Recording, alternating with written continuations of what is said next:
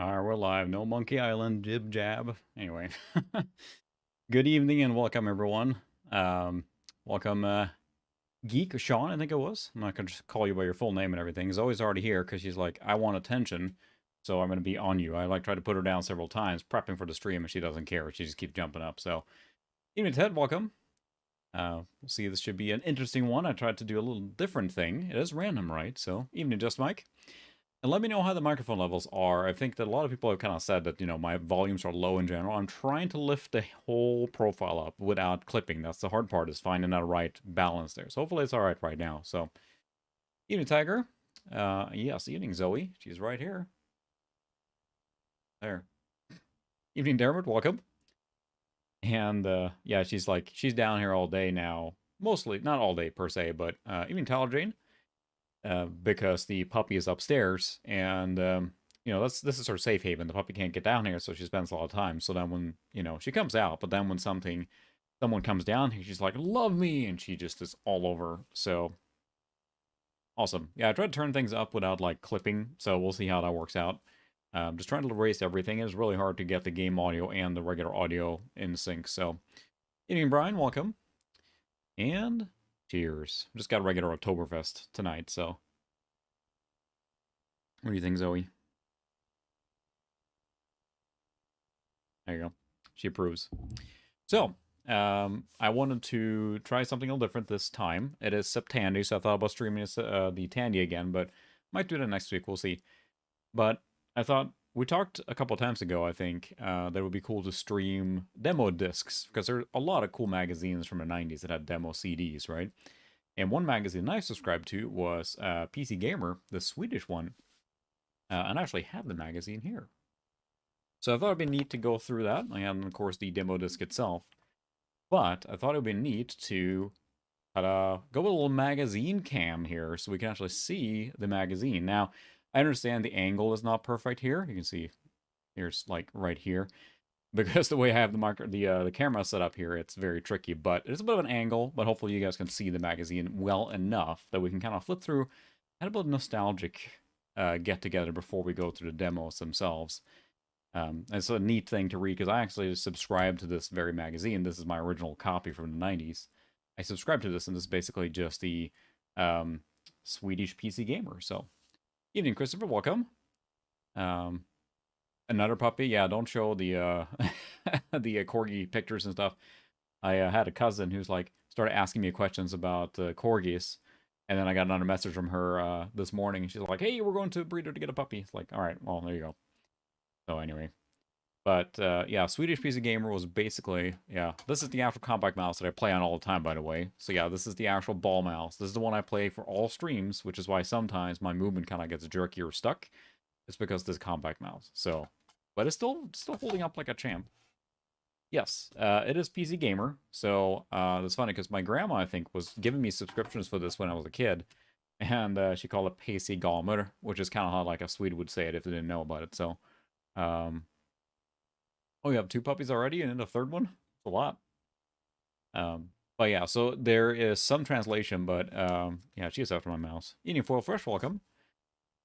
And it's funny because it's translated in Swedish, and it wasn't translated. I shouldn't say it's translated. This is a fully written, produced, and made in Sweden gaming magazine. It wasn't translated from the UK one or the US one or anything. It was completely made in Sweden. So yes, this will be Swedish, but we're not going to stick with the magazine that long, just mostly reminiscing about what's in there, more so than the actual articles. We're not going to read it for the articles, we're just reading it for the pictures. So,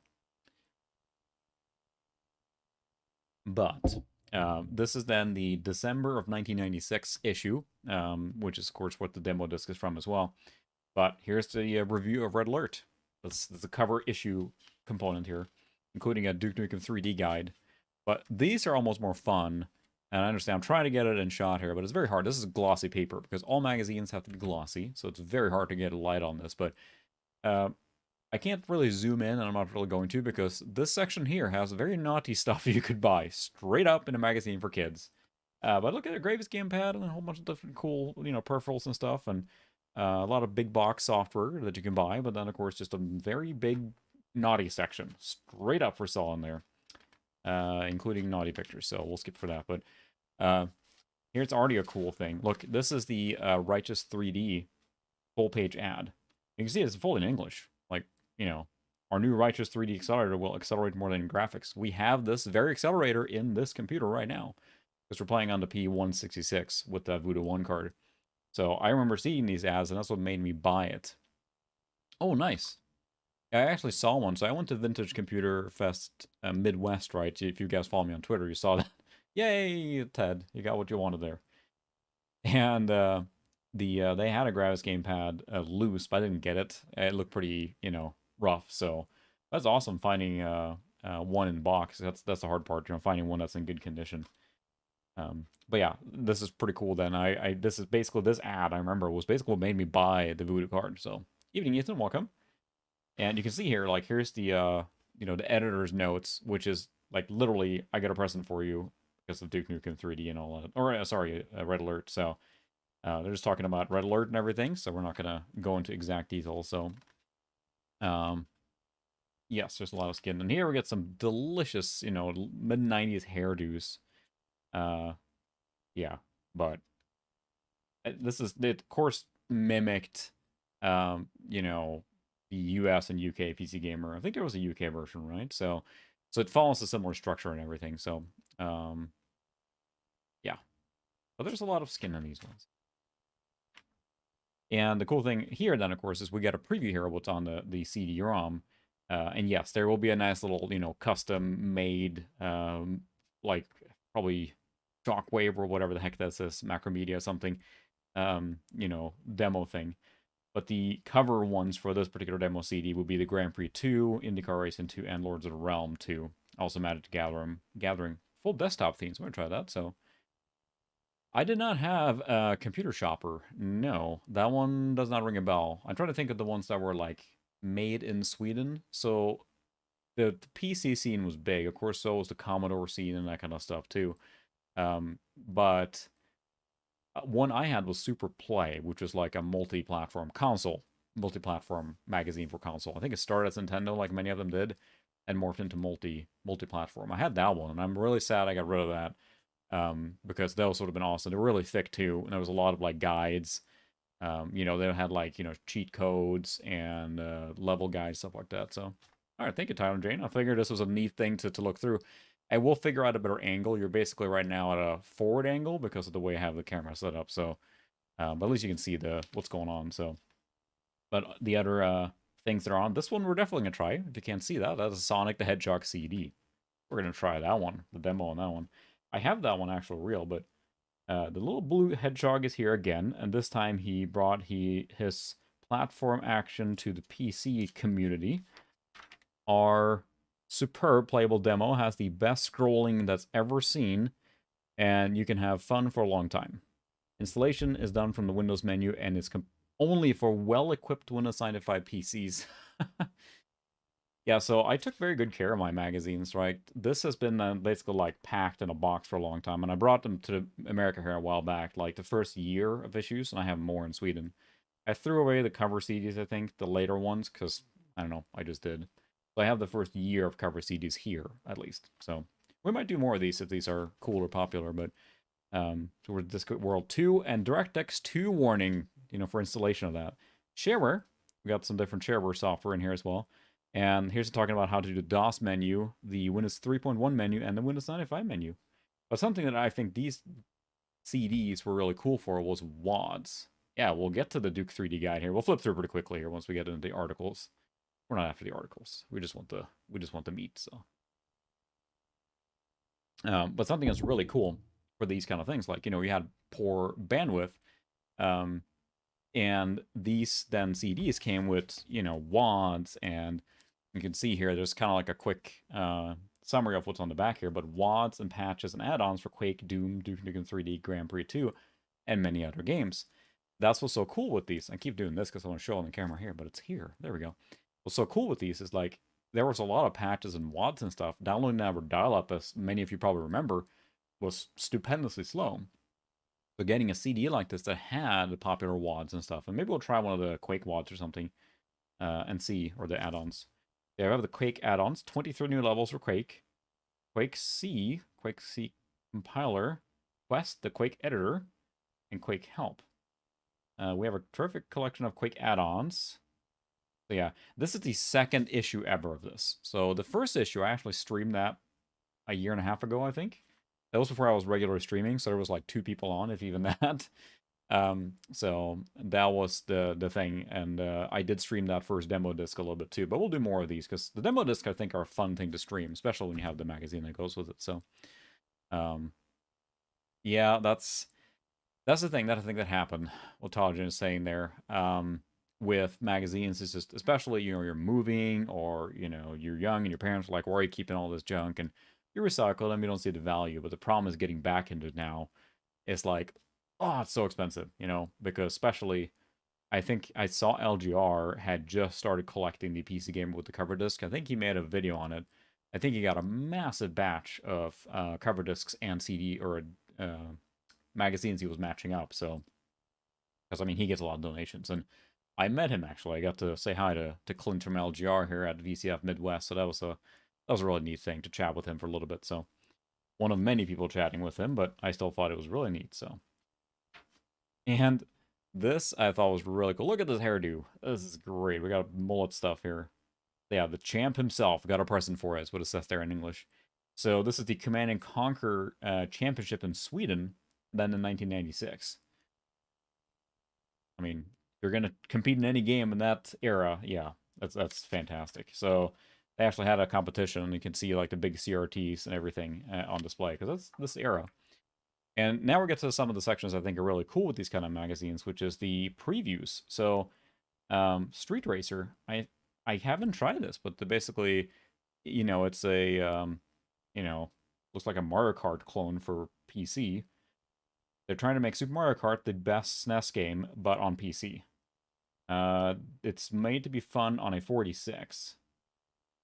It only takes about 4 megabytes of hard drive space, so it looks neat. I don't know, does anyone recognize this? Because I don't know this one. I haven't tried this one, or even if it actually came out. That's the thing, right? You get these previews. Did the game ever come out? We don't know. So we have the Future Sport. Let's see. They're talking about what the sporting, which is basically the preview of the esports. Yeah, it looks like very, very like Wacky Wheels. You're right. Got very similar style. So they're talking about esports, how they're going to be, how that's going to become a big thing. And I mean, that became true, right? Esports is huge now. So here is different games for sale. Arcanoid Dynasty, I have that one. I as well look through these here and wish I could buy them. So the 400 or 500 kroner is kind of like the 50-60 bucks range, similar. So yeah, I wonder if that game, if anyone wants to take time to Google it, I haven't looked it up. I wonder if this game never made it or came out. It might have been a European exclusive too. That did happen, of course, at games released for a specific market. So, yeah, those who own a 46 are becoming less and less happy, because this is the Pentium age now. We're firmly in that, right? So if you had a 46 at this point, you're still fine. Most of the newer games at that point are going to be rough to run. We're talking almost early 97 now, right? So you have 3D accelerators coming into play. Games are made for Pentium class processors. You got a 46, you're kind of lagging behind in this era. So here's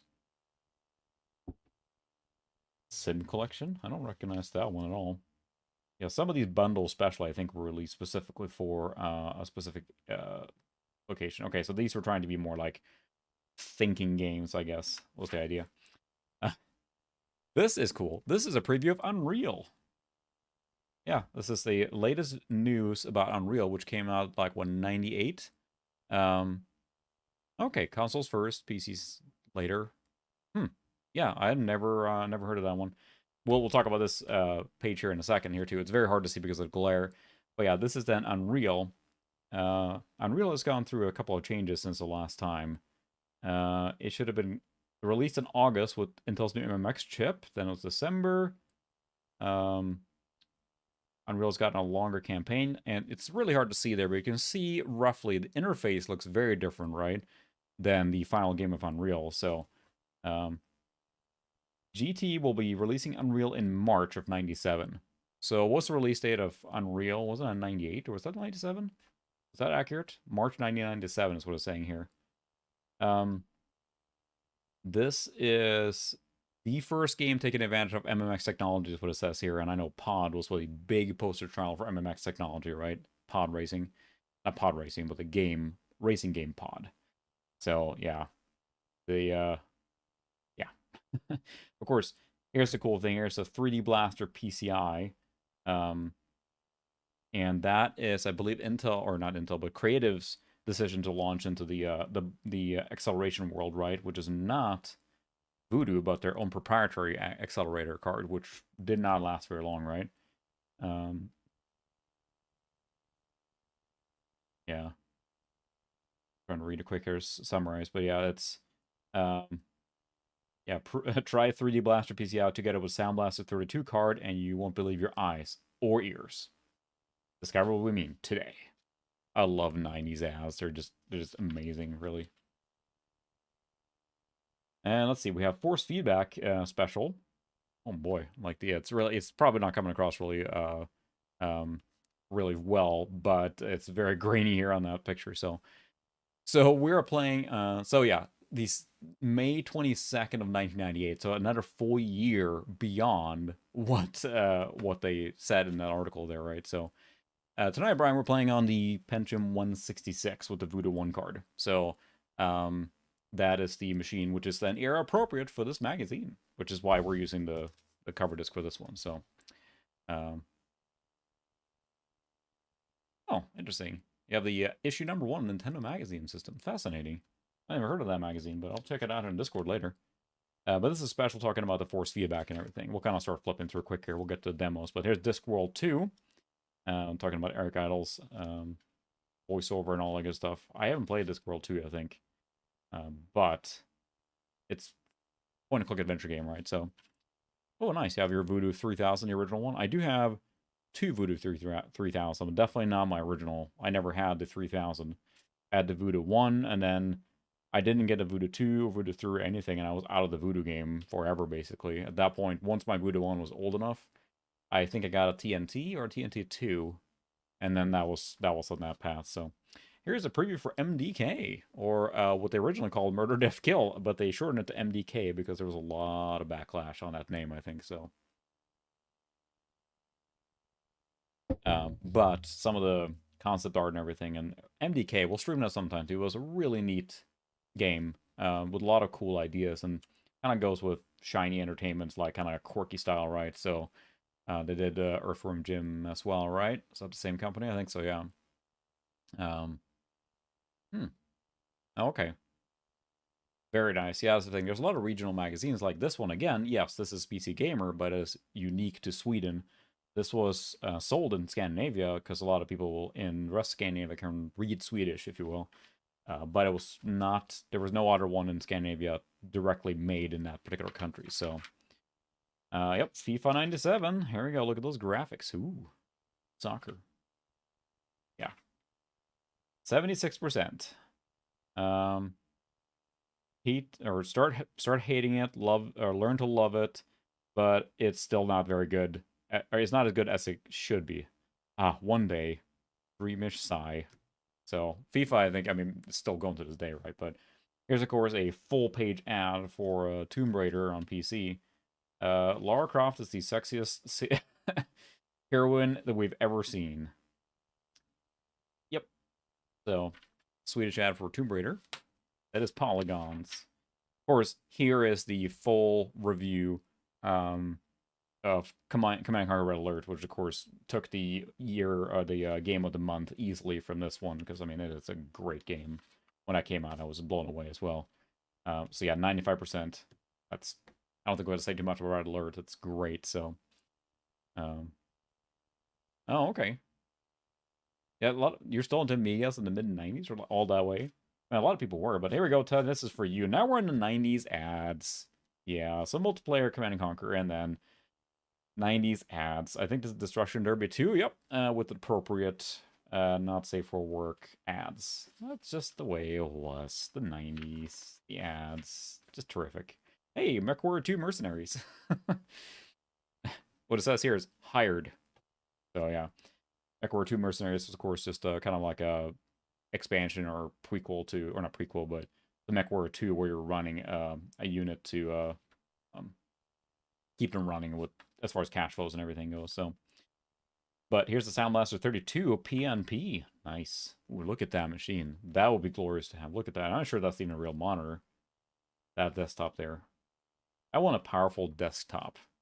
That's what I'm looking for now. And next year for VCF Midwest, I will drive because I can't even begin to tell. And I'll make a quick video here soon on the haul I got. But there was so much stuff for sale. They were at the end of Sunday there when they were clearing out. They were basically trying to like get rid of everything they had, right? Because they didn't want to bring it back to their shop or wherever it came from. They were just fire selling like, beige tires for 10, 20 bucks all over the place. CRTs, 10 bucks, 30 bucks. I mean, just tons of stuff. And so I was flying, so I couldn't bring that much. So I bought a whole bunch of stuff, loose stuff. I'll make a video on here soon, hopefully in the next few days. So you can see it, but next year I'm going to drive, because then all bets are off. I'm taking the van and just like, yeah. Yeah, yeah, I know. That's the thing, too. I feel bad talking about it, but it was, for me, it was just like, yeah. I can't go to VCF East, unfortunately. That is coming up here now in October, and that's too soon for me, so. But yeah. Evening Solar Strike. If you like retro vintage computers and you have an opportunity to get away, it was awesome. Meeting all the people. I mean, I made several friends there in person. It was awesome. Met a lot of the retro Mac community. It was cool.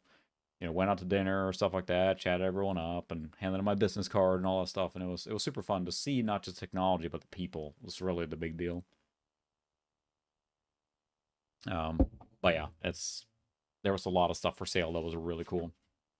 NHL 97, yay! Hockey is really big in Sweden.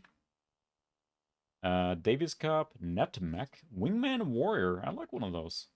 I know that John Romero was pimping this one, right? He had full-page ads with him holding it up in front of the camera. When I programmed Doom, I didn't realize it would be such an awesome way to play it or whatever that was. So, LGR, I mean, I gave him my card, and I didn't want to just say, like, hey, watch my stuff, shake him, whatever. So I took the opportunity to just talk to him calmly. I was there on the Friday night when we were setting up, and we chatted him up a little bit. And that was awesome. Then on the event itself, I chatted with him later on too. I asked about like YouTubing, camera, collecting big boxes. I asked him like, hey, what's your biggest like thing you wish you knew, and stuff like that. And I have probably a 15-20 minute one-on-one time with him there. That was awesome. And I can say he's just as nice as he seems in his videos, unless he's putting on a show. He seemed like a really nice guy, so it was super fun to chat with him. So I got a chance to talk a little bit with Dave Murray, 8-Bit Guy was there as well. So the classes they held, there weren't any classes per se, at least not that I'm aware of, because you could walk up to any exhibitor and just chat them up and like, hey, can you show me this, or how does this work? And they would happily share.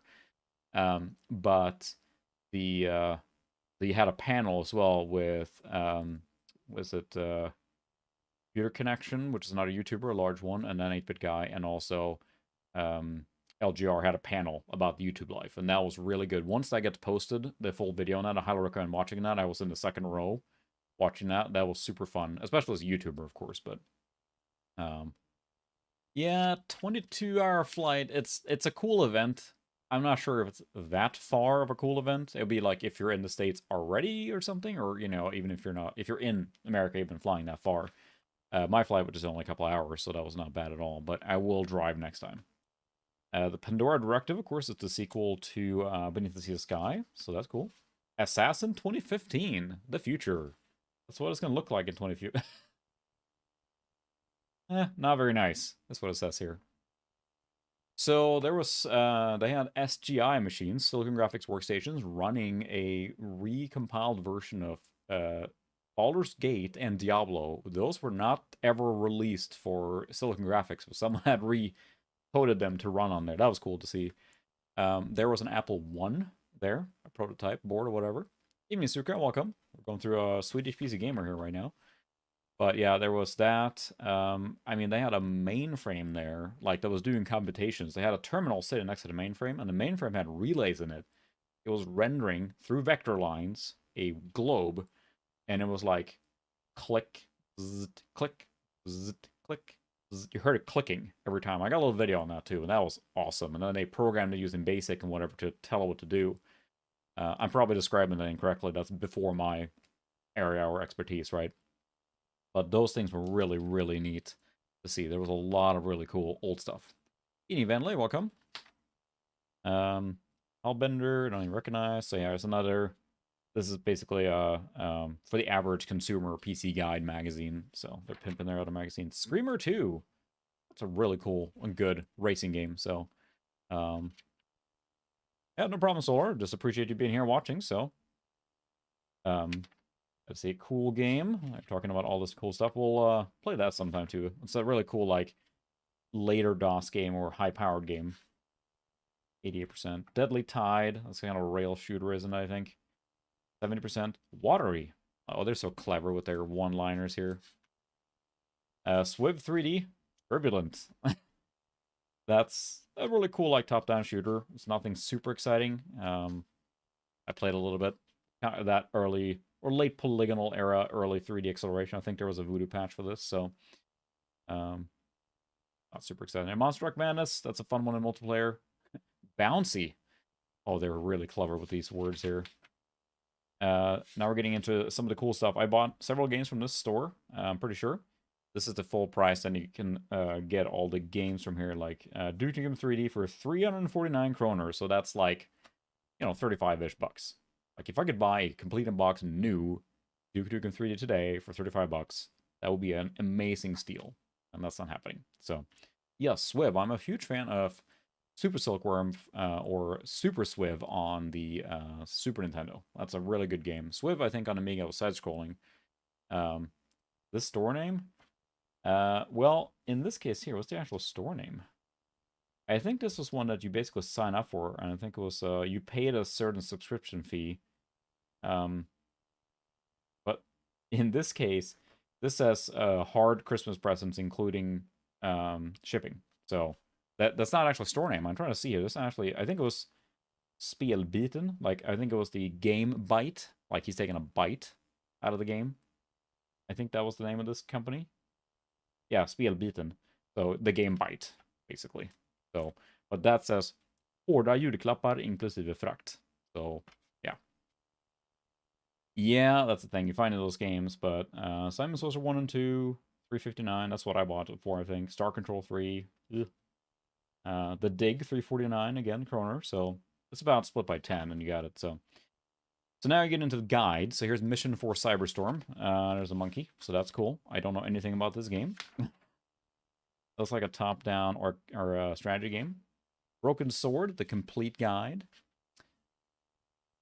Yeah, exactly. You're speaking Finnish there now, Sukra? Because that seems like Finnish. It's a great band name. There you go. A great metal band name.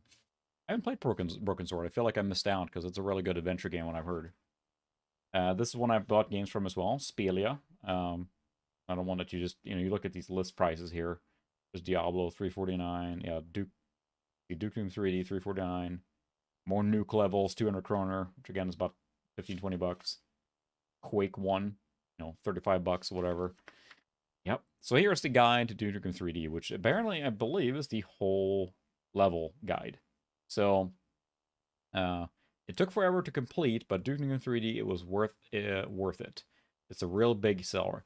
And interestingly enough, reading this now, if I remember right, what happened was that when they started, yes, Metal Rules, look up the band Machine Supremacy, Machine Supremacy. They do Sid Metal. It's a Swedish band that mixes together the Sid chip from the Commodore 64 with metal. One of our favorite bands. So, but in this case here, what happened is I didn't have any contributors in the beginning. Let's see if I can find one of them, like who the writer was for this. So what happened? Yeah. So Danny Wallace here is not. He's the guy who wrote this one, for example. Jonathan Davies here. This is not written in Swedish. It was translated. This was basically, they didn't have enough writers when this magazine launched, so what they did is they took the British PC Gamer and then basically, like, hand translated properly and then made his articles while they fill up their staff for this. So that happened a lot, actually, in this particular magazine. There were a lot of people from UK and US that contributed, but then translated. So, yeah, here's the entire map sections for Duke Nukem 3D, and this is actually pretty handy. Considering back then, it was probably hard to find this online, you know. Someone took great care to actually make or take screenshots or pictures using I assume opening these in a map editor, right? That's the whole game, I think. Soccer.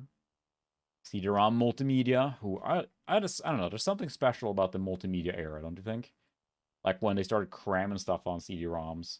The early software that had videos and clips, and I don't know. There's something special about that for me.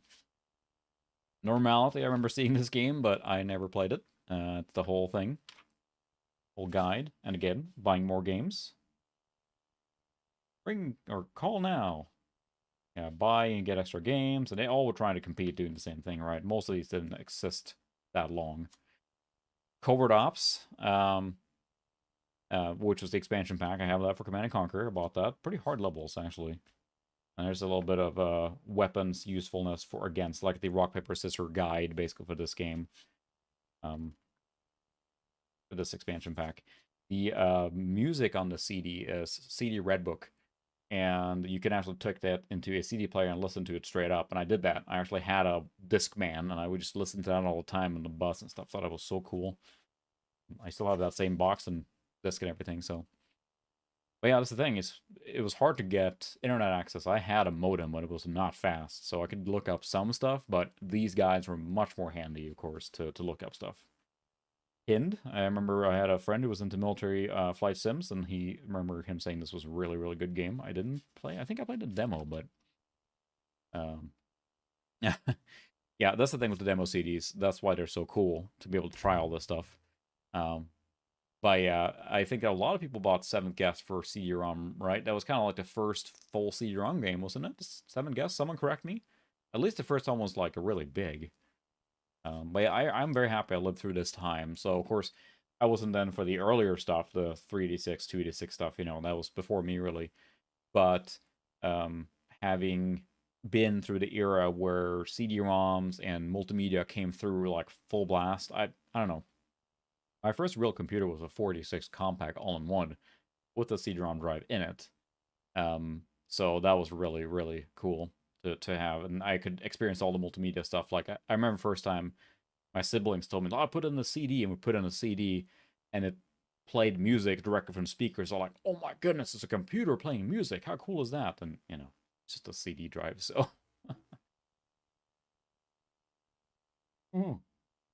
That's awesome, Christopher. Do you still have that? I love when you have stuff like that. I made for a high school report, we were using some presentation software, and it was like, it was basically PowerPoint competitor, and it wasn't very good, but they wanted us to use the software to build something. So what I did, I made a presentation. I think I might still have it. I might still have it. I'll see if I have it. In that case, I'll try and convert it and make it available online. It was actually a presentation on Dune 2000, or Dune, of the games, and I put like little slide animations. You could click like the logo for Ordos, and it would like slide up and slide down, and text would come down on the side.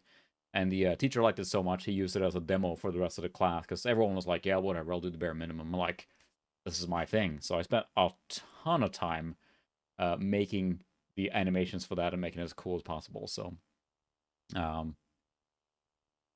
yeah, exactly. Oh, nice. Well, you need to put at least a picture of that on somewhere so we can see it on Discord, so we can actually take a look at it. If you don't want to, of course, I'm not going to force you, but that'd be awesome. I love that kind of stuff. My wife made if she's watching, sorry, she made a Mega Man X guide book when she was like in college era, and our kids use that to this day, still looking through on the boss weaknesses for Mega Man. So we use that guide all the time. I think it's awesome. That's still working. So, yeah, that was a big upgrade on the color palette there to get to higher levels. But yeah, you're not wrong, Solar. It's like the CD stuff existed before, but as far as like the multimedia explosion, that probably we should say like 94, 90, or 93, 94, 95 is like when that just took off. It feels like to me. Everything was CD, and I think in 93 was when 7th Guest came out, maybe? But it feels like at that point, CD-ROM, when multimedia was the next thing, everything was advertising CD-ROM multimedia.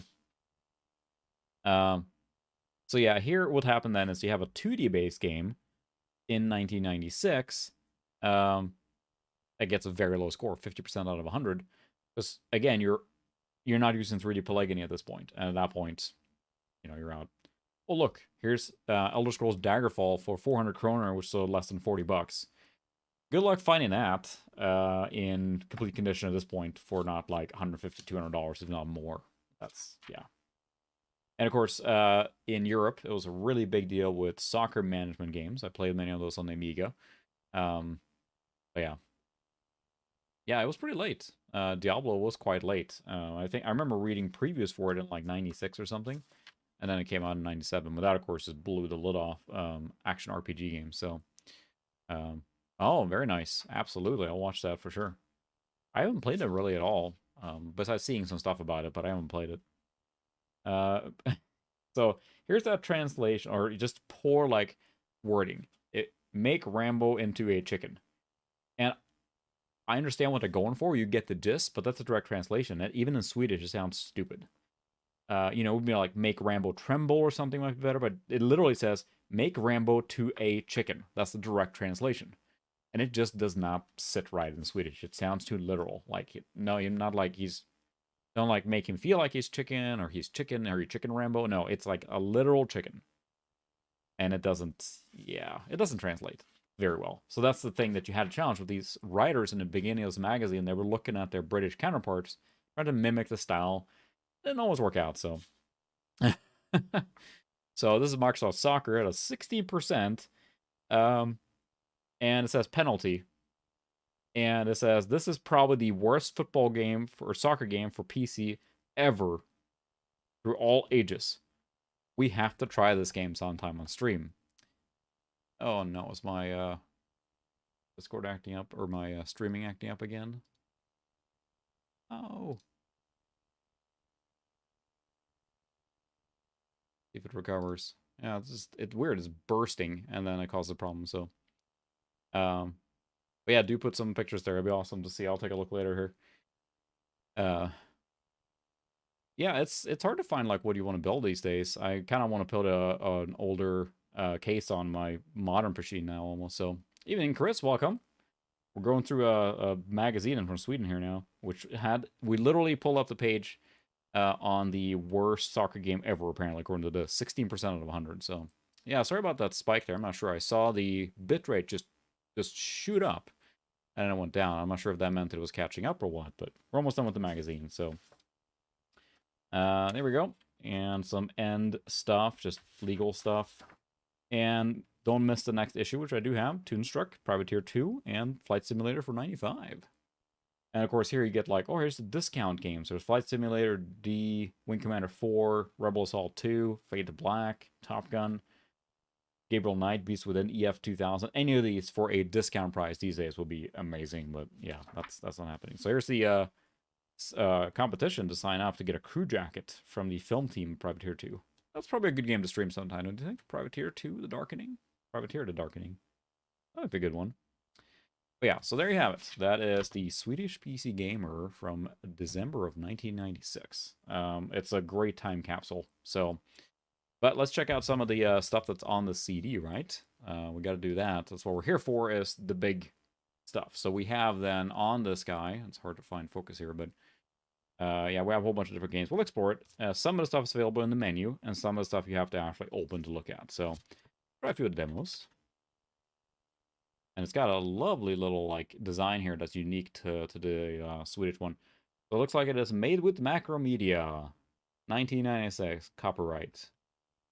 This is still in pretty good condition. We'll see if it's readable, so.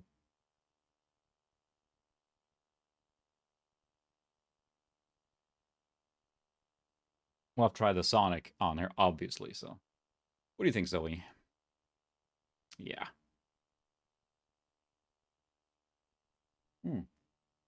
Nice. So, this particular machine is, are you talking about the build he's doing, or are you talking about the machine I'm running on? The specs will cycle here in a second. Of course, we get a little loud.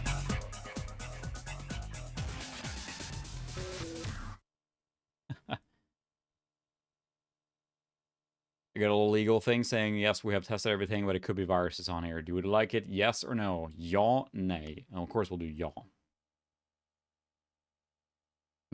32 bitar. Hurrah!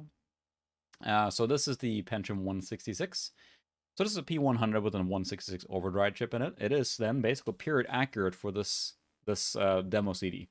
I had this machine when I got this magazine, this exact same one. Yeah, so this is Sonic CD on the PC. And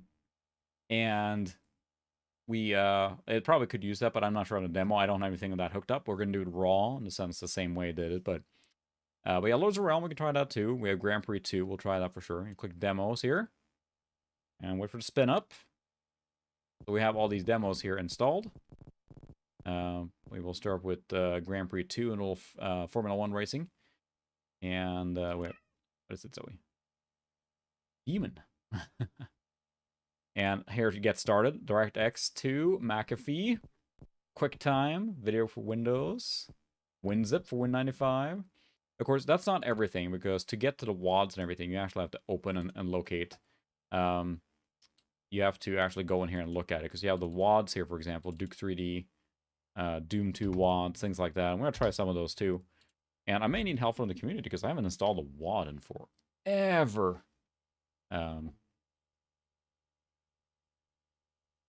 So if I have trouble with that, I'm going to have to go ask your as help. Recycled. There's a desktop file then from... It's just when they authored this, they probably had a recycled bin there. But yeah, there's a lot of cool stuff on these demo discs. Yes, for sure. It says that it works for Windows 3.11 and also for... there's some DOS games on here too, so... But we will try the Grand Prix 2 first. I play that a lot, so... A nice little installation thing here. I think this might run like in a DOS shell. Yeah. Yes, you're right. Sorry, I didn't catch that because I wasn't reading it, but yeah, demon is demon.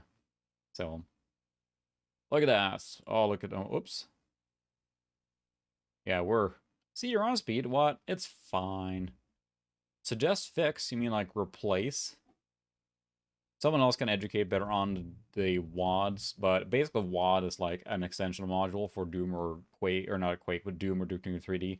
Containing usually maps or replacement files for like replacing a machine gun to a different machine gun, whatever. Basically consider them mod files.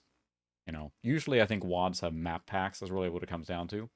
So in these case, this is probably just, they harvested like publicly available WAD files and then downloaded onto the CD so you wouldn't have to download them yourself. So, map packs. What is the suggested fix? The transfer rate of your CD-ROM drive is too slow. The game requires the CD-ROM drive with at least 300 kilobits per second. Sustained transfer rate to run. You will need to upgrade your CD-ROM drive to this transfer rate in order to play the game. Ha! I don't care. We're gonna do it anyway. Take that. At some point, I'll upgrade the CD-ROM drive that's in here. This is the original stock one. That's the it's probably like a double speed, and it's, you know, it's period accurate. But at some point, I probably should upgrade it to a slightly faster one that will keep pace with the machine. So, yes, there are demons coming out of this machine now. Installation's finished. Marketplace used their own little like, yeah, I think so. Which is weird because I'm pretty sure this is a double speed that's in here, and it's a stock one, so it's not upgraded. It may very well be that I need to get a newer one. It might just be, you know, might just need a cleaning or something like that too, or lubrication, and I don't think I've serviced it since I got it. So set up sound card. So now we'll see if this runs in Windows because we'll do auto detect.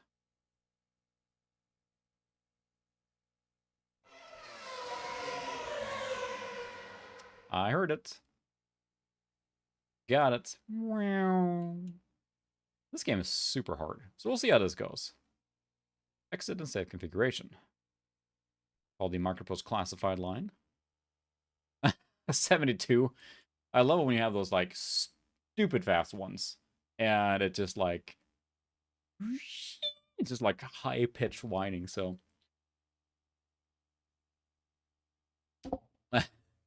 there you go. Yeah, the cool thing was I really like the GeForce MX stuff. All right. Thanks for stopping by, Sean. That's awesome. Enjoy your hot date with the movie and the wife and everything. Have a good time. But yeah, so I had one.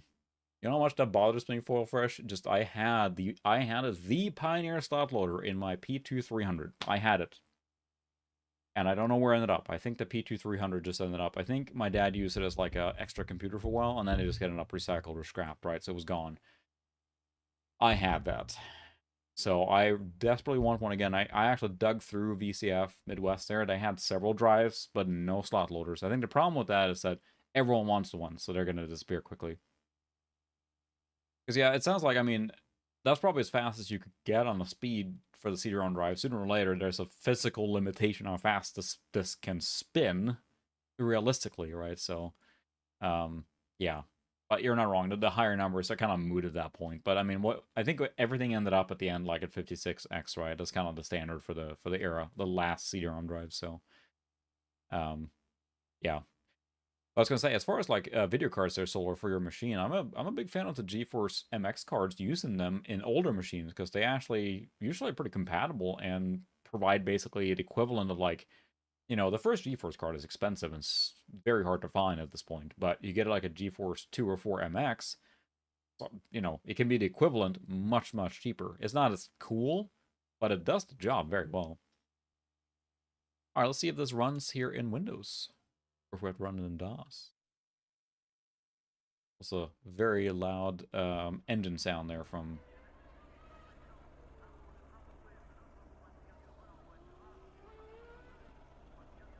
Oh, there's the Marketplace logo.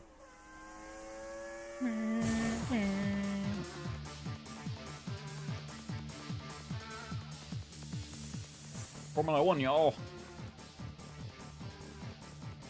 Oh, yeah. The 2MX is probably more powerful than several of those other cards, and that's a cool thing with it, is like, if you want a period correct card, you can look for one, but smacking one card like you have there in there will get you so far. Yeah, I love 90s multimedia junk. It's amazing, isn't it? Yeah, it's definitely one of my favorite eras for stuff. All right, now we have a new resolution, so stand by. Stand by. Of course we have a new resolution. My capture device has to be configured now. Stand by. 640 by 480. This.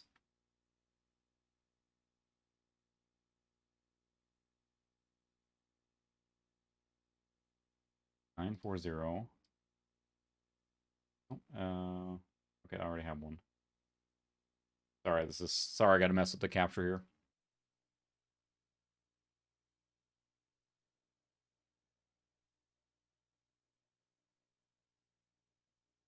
There we go. All right. Let's see. We have vertical position. Oh, that's loud. Oh, this is amazing. This is, of course, the low resolution mode. Because this in high resolution was one of those games that was really hard to run. My goodness. Doesn't want to play NAS at all, does it? That'd be how it's doing there. So, let's look at the controls here. Keyboard, okay, great. This game went like all in on the advanced parts. This is a very hard game to play, but of course it rewards the people that are really into Formula 1, you know, so. Steering device keys, okay, sure. Clutch device.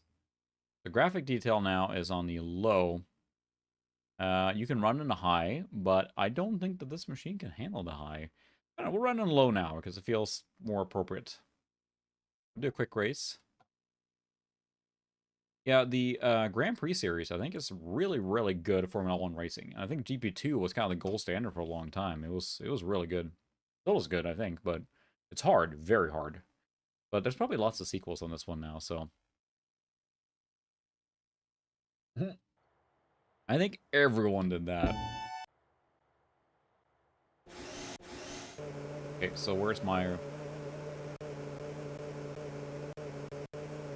Arcanoid?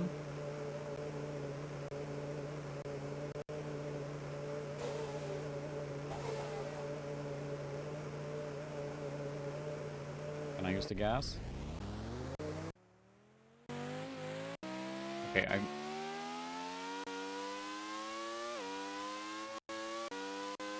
can I not race? Is it just watching? Is it literally just a watchable demo? Oh wow, has all the help stuff on there. I don't know, I love the high resolution stuff in the back there. But this is really what you're missing. Playing the game?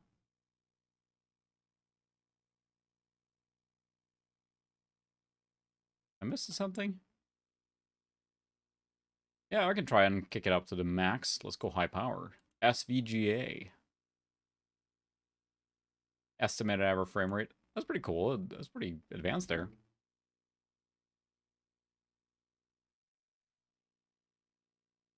So is it really just...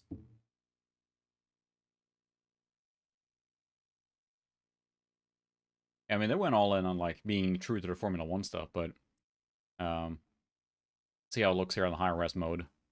I mean, under 20 FPS. Racing games are difficult to run at a low frames per second, of course, because it's hard to control, but if it's not controllable, this might just be a viewable demo. Ooh, that looks great and sharp.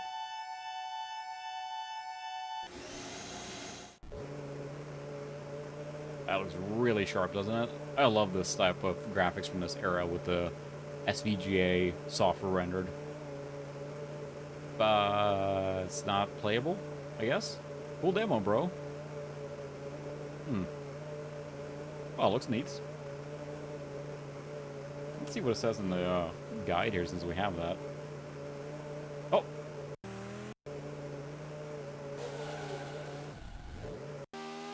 So what is the acceleration? I think that's the problem here.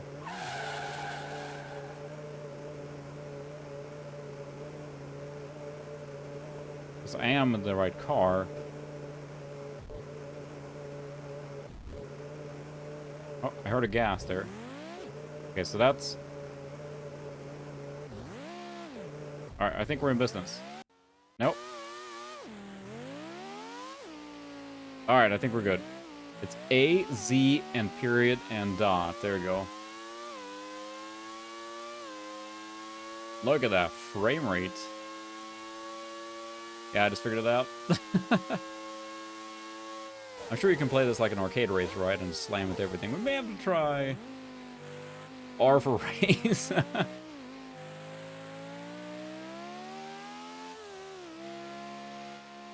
think it's trying to force me on the racing line. Because I got all the assists on. But this was really cool. My P100 did not run it this well even, so it's basically steering for me and everything. So the question, and I'm curious, what would everyone do? Would you play it like this, with the higher res mode? Or would you, braking help and everything, my goodness. Crisis of the day, I guess. Or would you play it in the lower resolution mode with the higher frame rate? Or I might try the other one. This is really neat, but it's also difficult to play this way, because it's very sluggish. But we have full graphical details on. You could turn off a lot of extra fluff, right, to get higher... Oh, is it Exodus? Perfect.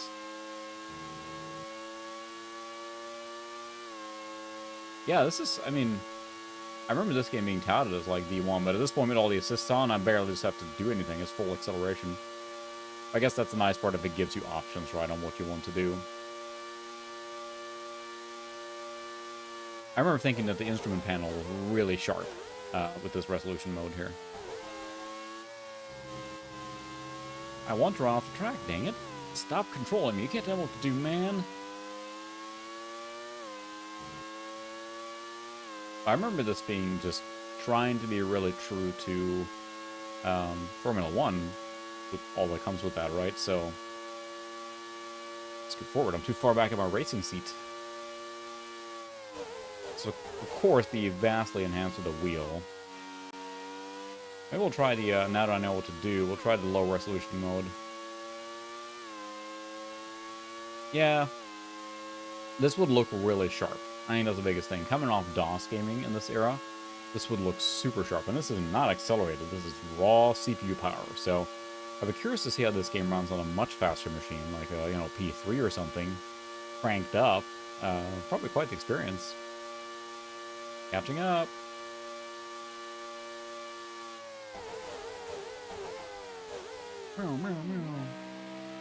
Alright, Zuko. Yeah, we were less sensitive. We weren't quite as picky on the FPS. Now it's like, why is my game not getting 60 FPS on ultra settings, you know? As sure, MMX, only possible on this machine for the overdrive. The P100 that was in there before did not have MMX, so... My original AST that I had, I never did put a...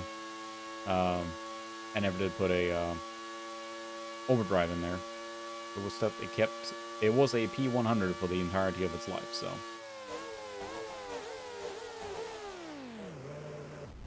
It's completely throttling down there. Let's try it in the low resolution mode. I'm curious. Graphic detail level. Low resolution. Ooh. Frame boost. 25.6. You can disable all this stuff here, of course.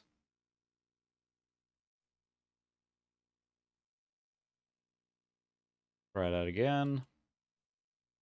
Yeah, that is with the low resolution. I don't know, there's some charm with this particular era of graphics and the kind of transitional thing happening right before 3D acceleration took over. There's something really charming. Yes, Microprose did go complicated on a lot of their games. Oops. Alright, now I know what to hit the accelerator for anyway. There's something special about the charm of the that you got with that very sharp graphics.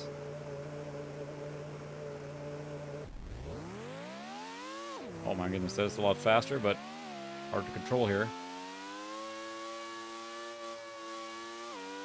Shift up. Oh, we're up.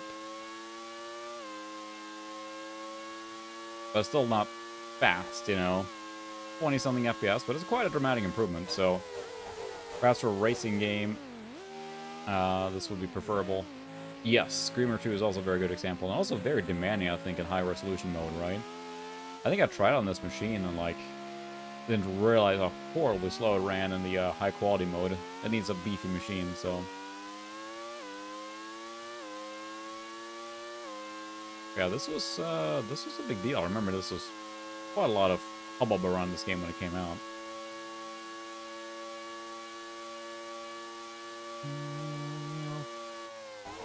Full speed Formula 1. Wow, the brake assist just slammed the brakes there. Hard to play a game like this with just digital inputs. Can't really control it very well. I can blame that at least.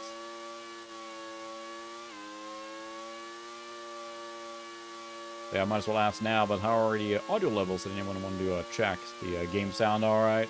I'm sounding alright? Not trying to beleaguer the point, but I just want to make sure, because a lot of people have commented on the past live stream being too quiet. I just want to make sure I'm on the right audio level, and I think I am, so... don't be afraid to pipe up if something sounds off. Or maybe you're just like the old school screaming Formula 1 engine through 2 channels here. Cool, thanks. Yeah, the GeForce 4 is the TI cards. I think the 4200, 4400, and 4600 are all really, really good cards for what they are. You know, the Radeon 9800 Pro and the 9700 Pro, of course, are probably the top dog in that era, but the 4 series of TI cards, I think, are really good. Evening, Bruce Lucas. You know, it's true, it might be able to overclock that overdrive, so... In this case, that's an overdrive processor, right? So, it's just a slot in, but you could theoretically overclock it, so... It's got a fan on it, right? So... I appreciate that. Great, I'm glad. That's kind of gives me a new benchmark what to shoot for the audio levels, so... Still a learning process for me. I've streamed a long time now, but always room for improvement. Schumacher, oh, that's too bad. It's really sad what happened to him. He was the top dog, but... And that's Formula 1 racing. That's the thing why I feel like I have a hard time watching Formula 1. It's really cool and impressive, but it is just... The cars are just tuned to the max, so... There's very little room... I mean, it's just driver skill and stuff like that, okay, but... Yeah, exactly. This is then socket 5, I guess. No, it's still socket 7, but yes, there were. The only reason I have a 166 overdrive is that's the one I could find with a decent price. Overdrive processors, like everything else, have shot up in price like crazy. So if I were to could land on a 200 overdrive, I probably would put that in here. But 166 was the best one I could find. I was making a video upgrading this machine, right? So, yes. I'm a big fan of Rally. I used to watch that a lot. I'm not as much anymore, but WRC Rally, that is impressive racing. Like how they just like fly over terrain like nothing. Oh, we broke the whole transmission and they replaced it in 20 minutes, and very, very impressive. Like I am going flat out, and I still cannot even remotely catch up to the next car. But I'm doing alright with all the assists on. I basically cannot spin out now. If I had all the assists off, I would have spun out a long time ago. That's a really cool era. This particular era. Racing games are fun, aren't they? Here, I can drink a beer while I'm driving a Formula 1 car. Can't do that in real life, hopefully. The touring car racing games were really big in Europe, because that's in the UK and also in Sweden. The touring car racing was really big. STCC and BTCC, which is British Touring Car Championship, and Swedish Touring Car Championship. Kind of based on production models and stripped down and with some frameworks and parameters, but in general they look like the production cars. So that was really big, and there was a lot of games in that same vein. Codemasters did many of them. Codemasters being very well known for their many, many, many racing games. So something special about Formula 1 cars, huh? The most like pinnacle of racing cars, basically. Usually with engines of revving high heavens, of course, is what we're hearing.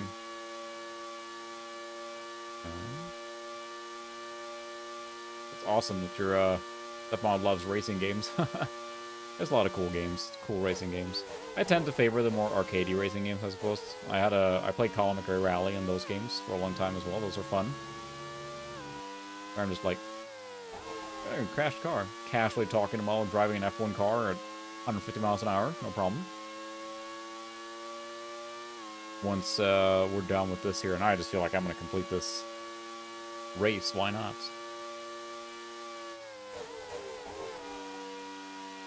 Yeah, exactly.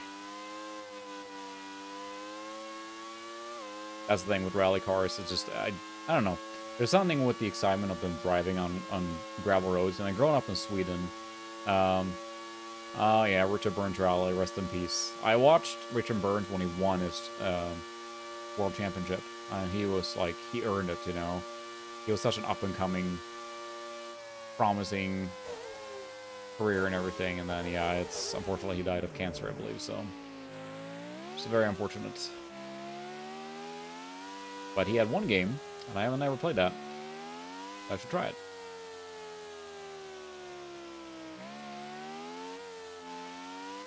Yeah, that's true. 6 gears, well, the Formula 1 cars, right? And suppose they were like, I mean, you're talking about pinnacle of automotive technology, right? Whee! Off-roading. There you go. Just see the car in off-roading there. But yeah, I tend to favor more like the, you know, arcade racers anymore, I think. But boy, the resolution is not like this at all. Sometimes it puts off almost an off-spec signal that the capture card goes like, oh, I don't know how to interpret this, so I have to kind of force it. So I was not aware of that. I saw Richard Burns Rally come out, and I figured it was just kind of like Colin McRae one. Yeah, I have a soft spot for Underground too. We did stream that a while back, of course, a little bit more played on the 7800 GS, I think. And that is a great game, mostly because you can, you know, free roam at the same time. I'm a big fan of that. Kind of use your car more than just a racing. Otherwise, the Forza series is really cool. Forza Horizon is super fun, you know. Yay. That's that demo. It gives you a taste of it, so. And of course, like they always have to have a little thing like here's the stuff you're missing. But I don't know, there's something delightful with this SVGA graphics. Maybe I should do a video sometime. I'll put that on the video idea list of games that straddle this particular era that use SVGA graphics before 3D acceleration. I don't think there was ever an accelerated version of this game, for example. So high-res late DOS games or early Windows 95 games that did not accelerate at all. It might be a fascinating video to look at that because it's a very specific time point. Usually, like in this case, when we ran in a high-res mode, it looked really sharp, right? So practicing qualifying plays, direct link and modem play, multiplayer games. Nice. Are you sure? Yes. A double yes confirmation there. Wow. Give me stats and everything. Yeah, there were some really cool racers from Sega, weren't there? I think LGR did something on that too, right? Where Sonic Hedgehog for sure. That he showed some of the Sega games, right, from that era. There were some cool Sega PC games that were released, and let's check one out. I think Sega Rally was on PC, right? Extreme Assault, yeah. Sample setup. Look at that non-anti-aliased setup screen there. Yes, create directory. Install Sonic. Extreme Assault is cool, yeah. I haven't played it much, but I used it to do the Voodoo video. And I tested on the comparison of this machine running native and then in Voodoo, and I compared the two. I didn't play that far, but it's a really cool game, so... Yeah. It is. Need for Speed in that era was really good. I'm a soft spot, of course, from Need for Speed 1. But then 2, 3, Underground 1 and 2. I played Underground 1 on GameCube a lot, and that AI in that game cheats so much. Whew. I do have Satara Core. We're going to stream that someday. I played the demo of that and loved it, and I have the big box for it now behind me somewhere here. We'll definitely play Satara Core. It's a really cool JRPG in a Western style. So, Sonic CD. Let's see what oddball resolution this uses. DirectX? No, thank you. Oh, no. Oh, don't install DirectX 2. Oh, I have like 9 on here or something. Too late now. I don't like playing games directly from there. README. Let's check the README. I have the full version of this game, actually. I have the CD and jewel case only, not with the box. So that is an option, but... Let's see. You can always switch the gameplay between a small active window and full screen display. Press F4 or select view screen in the options menu. Yes, that sounds about right. 8 point. I think there's a thing for... I don't think it shows here, does it? X drivers. I'm not going to remove it, but yeah, something like that. Whatever the Windows 95 version is. Audio CD. Number of colors. The Sonic Hedgehog CD requires that your monitor be set to display 256 colors. Fair enough. When the game uses the window settings and is not able to reset it on the fly.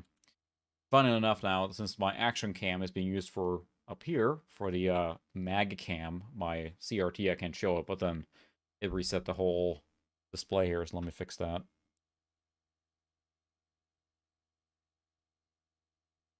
I'm curious. Don't share if you don't feel like it, but it's like, what did you guys live through this particular era? What kind of machines did you have for this? We're talking 1995, 96, 97.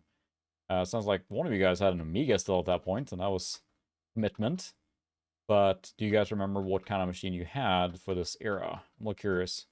Because, yeah, I'm actually playing basically on the machine I had, minus the overdrive. I didn't have that.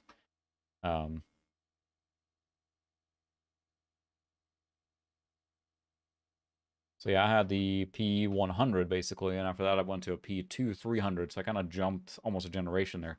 Let me tell you, the P1 100 to the P2 300 was quite a jump in performance, so... Alright, how do you really feel about Sonic there, Ted? Which hedgehog hurt you? Which hedgehog hurt you, Ted? This is a safe space. Say it.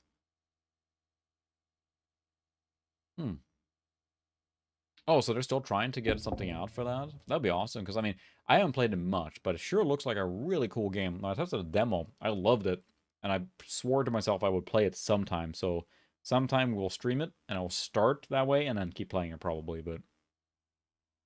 Alright, let's try Sonic CD. Oh, come on. Really?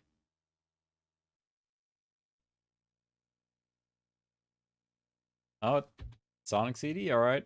No music? Oh, wow, that loading screen is not on the Sega CD version. Ah, neat. Kinda neat. Wow, there's no music. Sonic without music. Also, the resolution is just horrible. Let me, pause button. Pause game F3. This is a bare bone port, isn't it? I'm gonna pause it so I can fix the resolution, because it is wonky all over the place. And it's flickering and who knows what. Wow.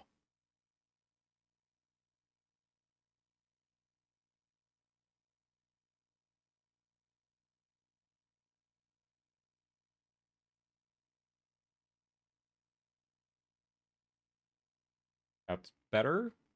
That's an odd resolution. Well, it's the same resolution, but it's just, I don't know why the windows just scale differently. Mm-hmm.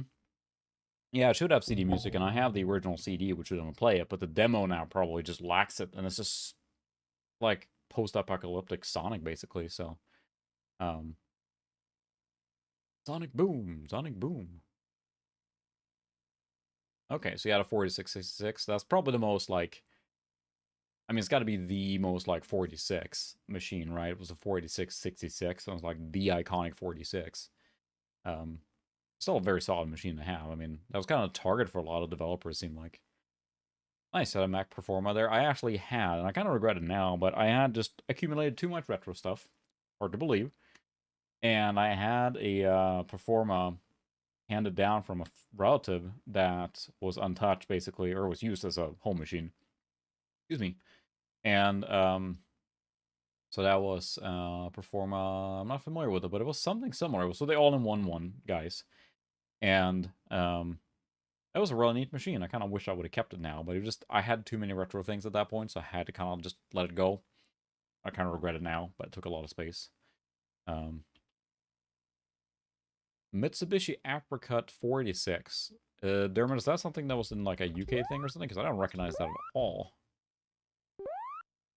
Wow, the Sega CD version might be better than this here, but at least they had released it on PC, right? So this is the Sonic CD that you would normally play on a Sega CD.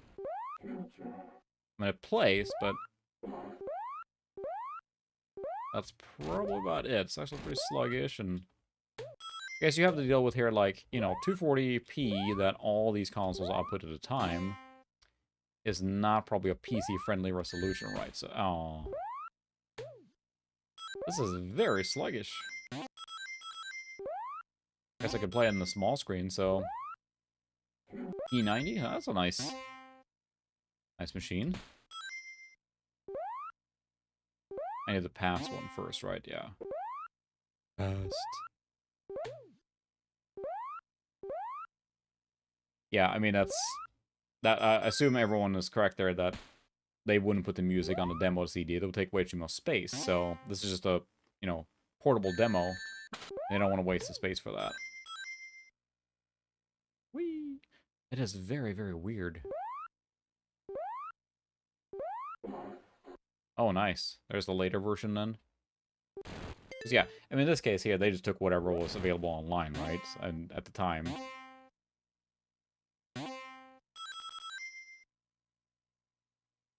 Yeah, this is...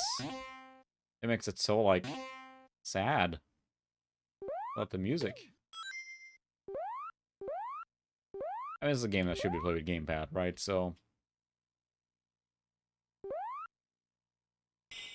Whee! It's just like... Hey. I think we won. Yay. So yeah, this is of course what was out at the time then. So, um, okay, so you had a 38625 before then. The loading screen is bizarre here. It's really weird. It's all from the hard drive too, so you think it would be fast, but it's got to be loading into memory or something. But this screen is not on the Sega CD version. I'm pretty sure. I recognize it. I don't think I've tried the Japanese one. I should try it on the Mister. I guess you can do that pretty easily, so with different regions. Oh my goodness, it's sluggish. Let's see what it plays like in this tiny window then. Look at that. I'm playing Sonic in windowed mode, y'all. Look at that. How cool is that? Wow. I can play Sonic while I do my word art. Come on, Sonic, you can do it.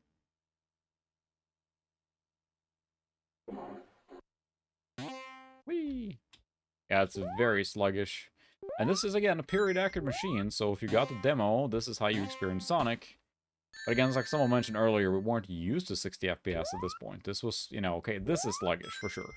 Not as fast as the Sega CD one. Oh, I had my one ring. Ah! Alright, that's horrible. It's funny, the capture picked it up faster than my CRT did. I saw the video come on before my CRT got it. It took longer for that to resolution switch than my capture card. Because yeah, with Sonic without 60 FPS, it's just like, oh my goodness. And who knows? I don't know if this demo is super polished compared to the retail version or anything. We don't know that, but to be fair, this does run well on the proper hardware. Here, not so much.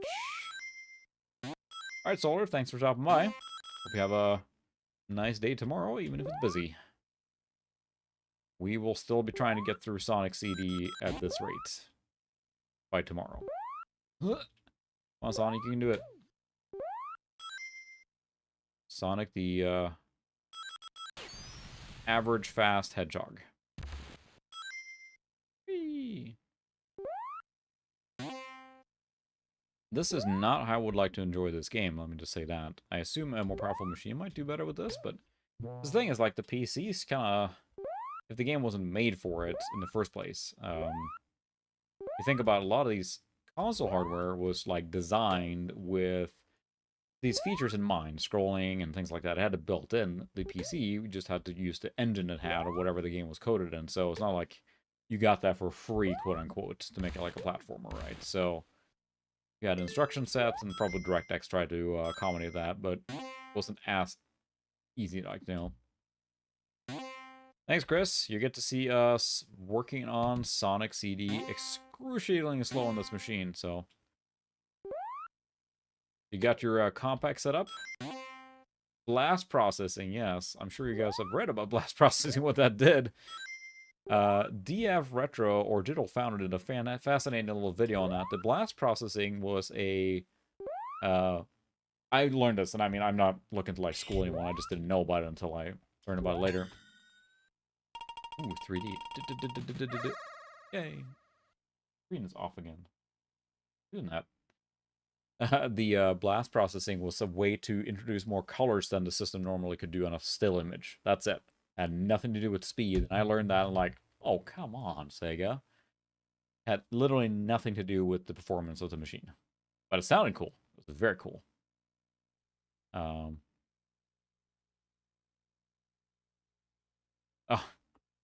Oh, wow, look at this here. Huh?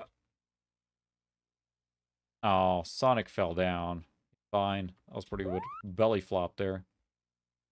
I didn't think these 3D stages were cool. Little, F-Zero here to go with your game. I know where I'm going. Pew!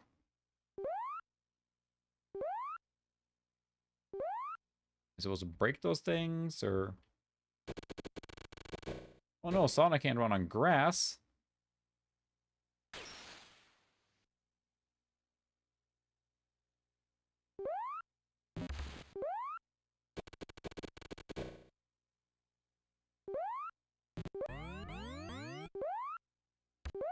don't know what I'm supposed to do here. All right, cool. Cool thing. So Sonic CD is what this is, which was released on the Sega CD, which is where it belongs. Probably not on PC. So yeah, it's yeah. You should, if you want to play this, you should play this on Sonic CD or Sega CD, which can be emulated, or on the Mister, whatever you might want to do. But this may not be the best way to play this game. So, yeah. We'll move on to another demo here shortly, but it was just a neat thing. Sega CD or Sonic CD on the PC. And I have the real one, so you could potentially play with the music, and that's probably a lot better. It's just very flat without the music. Very flat. Just kind of lifeless. Scrolling games, you need good music. That's just what it comes down to. Like, I mentioned Jazz Jackrabbit does great music, so.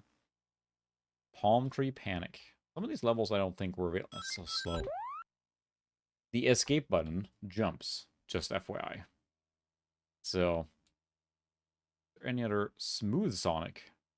I mean, they're gonna, like, anti-alias him. Oh, it just made him even slower. Look at the options. Controls, how to play the game. History of the Sonic games. That's kind of neat. Look at that. Wow. That's kind of cool, though. This game, not so much. Oh, okay, so fast Sonic is higher speed, I guess. And done. Like, unceremoniously dumped out. Ooh, look at that. Oh, we're in low color mode, aren't we? Let's go back to 16-bit here, because this is brutal. I don't think this menu likes... Doom. I think this menu likes the 256 colors. There we go. We got some shareware, too. Solitaire. Inner Worlds. We can look at our little guide here. We do have some... Okay. Now let's do shareware. Powerball looks like a breakout clone. Let's try that. The fire to it? Yeah, probably don't want to play that version. Say everyone is on the Sonic or the console war again because it's so bad. I'm glad I can cause some controversy. Controversy gets clicks, right? I think that's how it works. Did it actually not launch? Maybe it's just a listing and you have to actually go into the CD. There. An approved pour.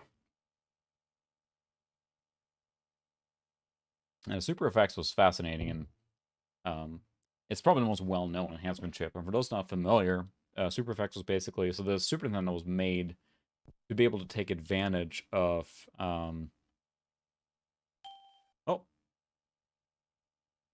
You have to go to DOS for that. Wow. Let's go to DOS. We're back for Windows. Ta-da! Let's go to DOS. This is just Sam Adams Oktoberfest, so nothing special.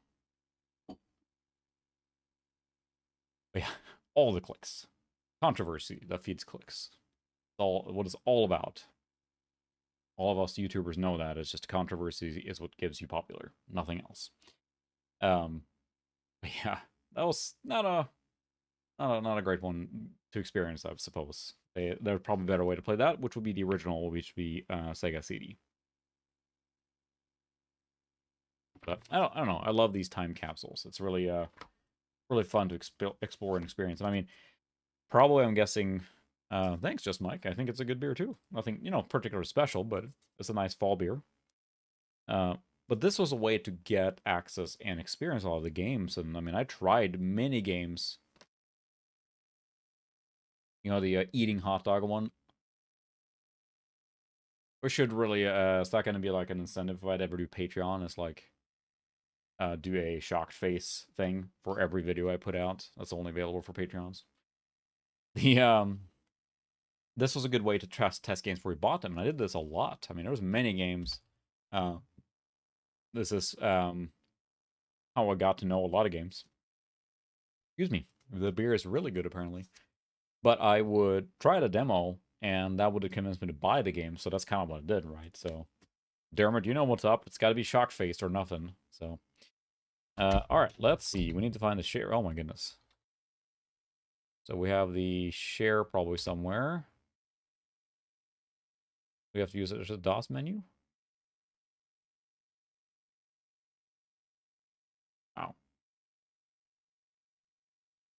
Try an installer. Maybe there's a DOS. Okay. Setup? No. So I was going to say, is there a DOS setup? Yes. Can't believe what I found. And then you have to have a box that's outlined. Like, it will be this, except it's blacked out and it's outlined with white and it's a big question mark. That better? Sorry, I'm just... Well, I feel like I'm betraying the YouTube gods here now. Let's see. Games?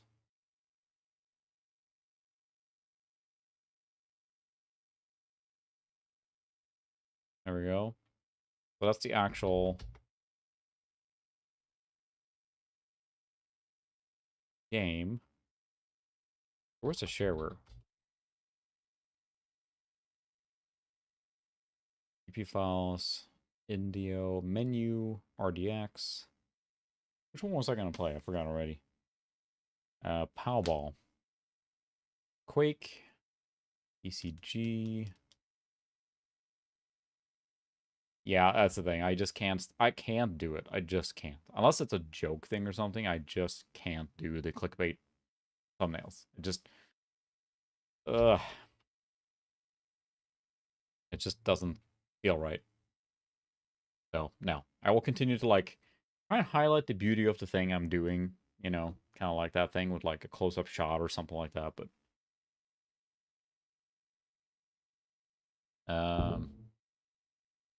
Find this flipping game. There's PCG32, PCG... So there's no, like...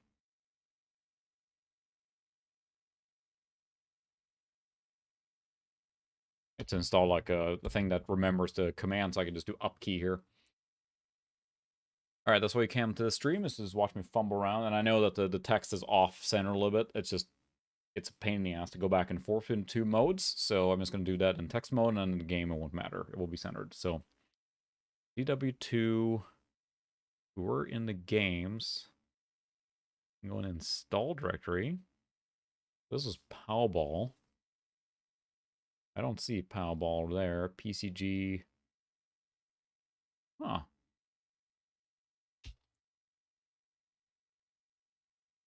Oops. Three.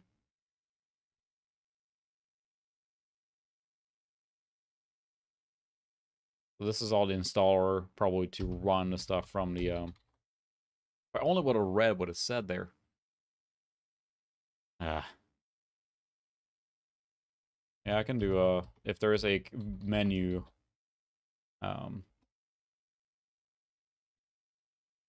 starter...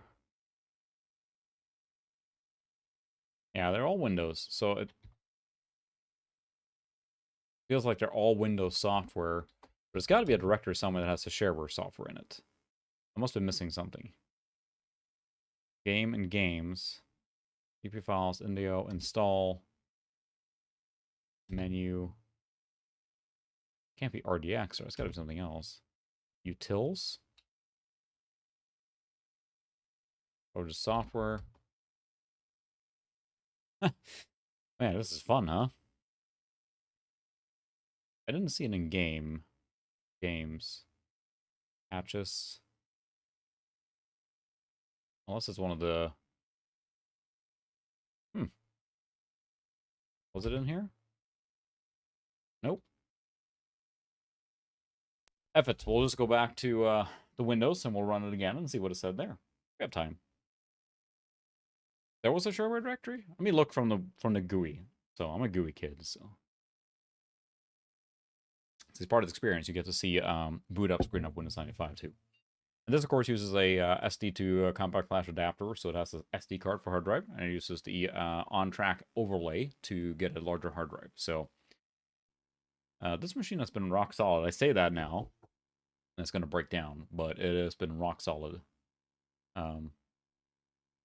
Yeah, I saw the folders, but... and don't worry about this one. After I tried to install a busted video card on here, a TNT1, I think, yeah, something got corrupted in a registry. So, but it's been fine. It's been running fine anyway. So I haven't really reloaded it or anything. If it does break down, I'll reload it, but... come on.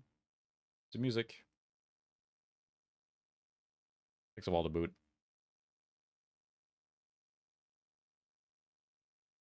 I think it's the networking that takes a long time to initialize. Like, there we go. Glorious.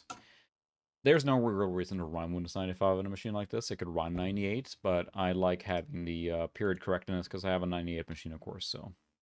there was an Schwer folder. Why did I miss that? You're right. I don't know why I did not see that. I'll try again. Could have sworn I saw the brackets for the folders, but I don't know why I didn't see that.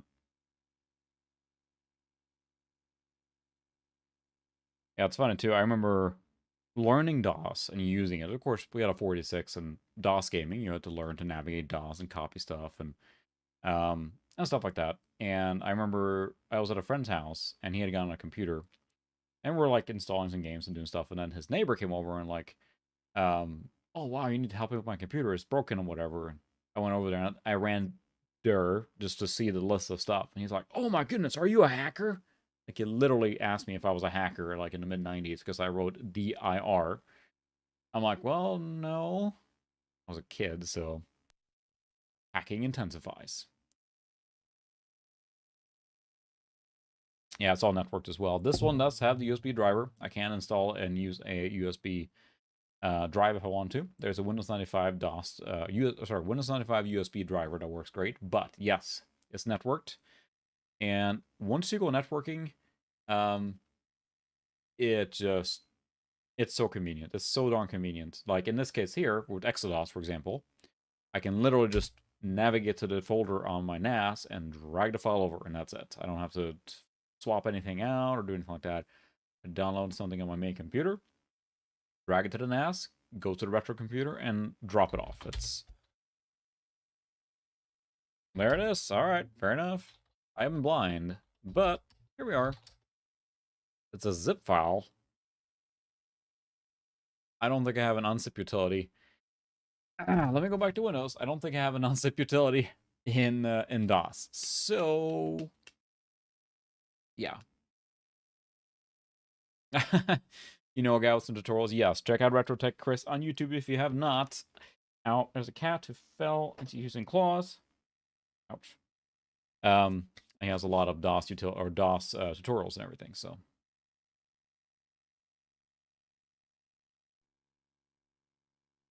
Nope, I have no DOS stuff, because I've taken a lazy approach and do all the extracting, everything I need to do in Windows, and then hop to DOS after that, so it's just quicker, but... Zoe. I know. She comes up here, but then she starts falling, and she just deploy claws to hold on, and it hurts.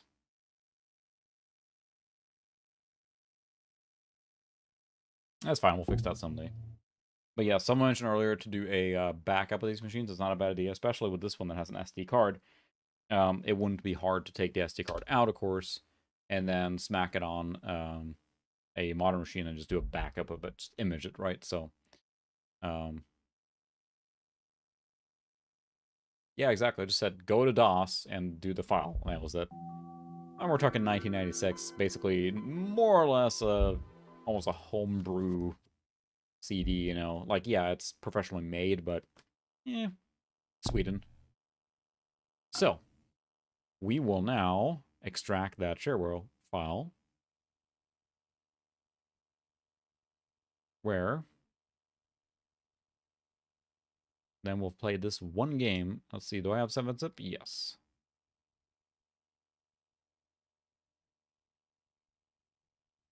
And now, what? That's not what I want to do.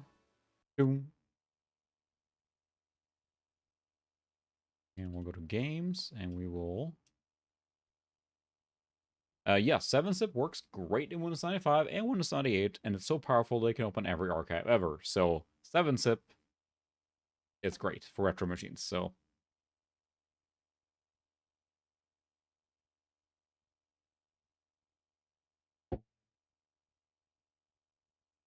it's funny how much things seems like, you know, crazy. There's Doom. Oh, that's on my machine. So we have some Doom 2 WADs. So can someone enlighten me on how to install the WADs for how to run WADs? You know, WAD launcher or something, or do you have to have just copy this here? We will extract it here. Several. Hi, Zoe. Friends with the microphone now. We have WADs here. Single player deathmatch levels. So let me look because I have it on the RetroNAS here. What I should probably do is I'm going to create a page on my website that has the list of utilities that work on Windows 95 and Windows 98. So 7-zip 465. And that is the version that works on Windows 95 and Windows 98, as does Daemon Tools 347. But maybe I should write a little article and thing on my website that has these utilities that I often install, because they make life a lot easier. Some of these, you know, especially 7-zip and Daemon Tools, something I install often for convenience sake. But 7-zip is just super convenient, because it will extract everything. So you just drop the... okay, Bruce.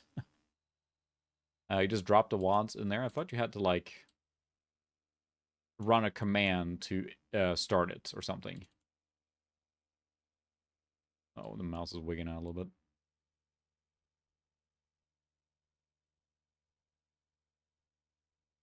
And they are. Okay. Yeah, there's a command switch, I have to assume, so... Alright, let's try that Powerball, and then we'll try some Doom 2 WADs.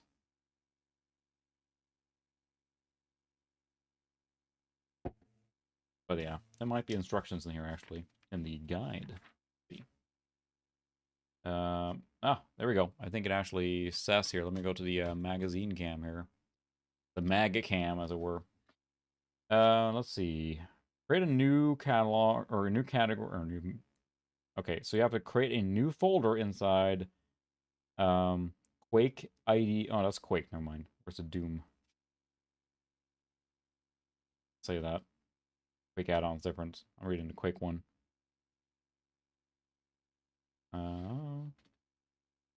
Lots of add-ons for Grand Prix 2 as well. Like including newer car graphics. I think you can design your own cars in this game. And in this case here, it actually goes through and shows all the stuff. Very technical. The pull down in Doom. There's sort of pull down in Doom 2, is there? Like you just launch Doom 2 and it launches. It's got to be a command switch. Does anyone want to do me a favor and Google that quick? I feel like like I am really like aging myself right now, or putting me in a poor age where I don't remember how to launch the WAD. So I think we did Powerball in here.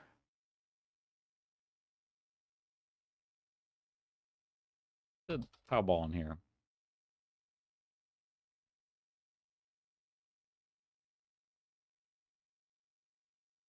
Did I miss it?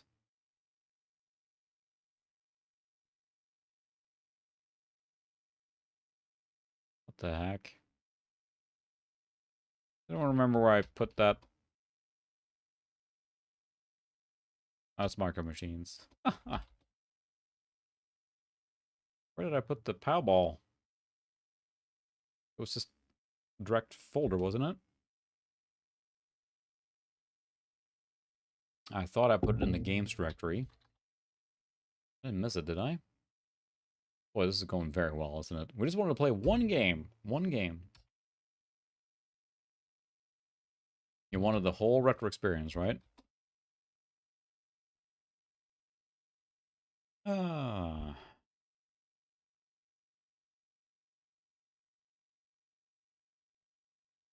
You. I could have sworn I extracted into the games directory, didn't I? Yeah, there's so many newer and easier ways to play Doom than it was back in the day, right? So, Dune Gods 2. Say, bring back Sonic. That at least worked. Derby, Nitro, Marco. Huh. What the heck? I could have sworn I dropped it into the games directory, right? Did I drop it somewhere else by mistake? On the Retro NAS? That'd be pretty hilarious if I did. Let's try some WADs. Doom 2. So, alright, we have the command line here now then. Okay, Doom 2 file. They probably do. Let's try ganimed.wad. Oh, I might have this set. Yeah, I might have this set to use SC55 sound. In that case, we have no audio or no music. Yeah, I'll fix that. Setup. Yep. Music card is AW32. There we go. Well, we'll save and run. I don't want to run that, but... There's the AW32 music. Sorry, I do not have the emulation for the SC55 hooked up right now, which of course is vastly superior to the AW64 that's in here, but... let's see. Dir.wad. Doom 2 file ganimed.wad. Okay, let's see what this is about.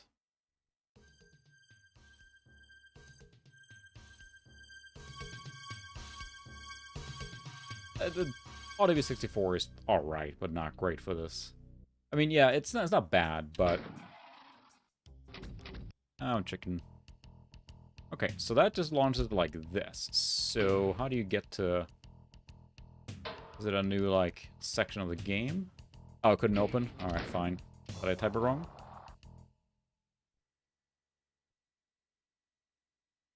Yeah, I did. Doom 2. Thank you for that. Oops, sorry. med.wad. That's right. Thank you, everyone. Adding ganimed.wad. There we go. Try and caps. Shout at the computer. Excuse me. Yeah, it's not bad. And I mean, I of course loved it when I had it. But nothing really compared. Oh, here we go. Oh.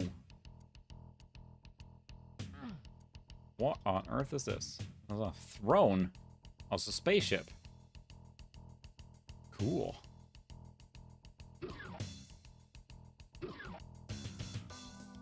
Excellent. So, for anyone who asked earlier about what a WAD does, this is where you go.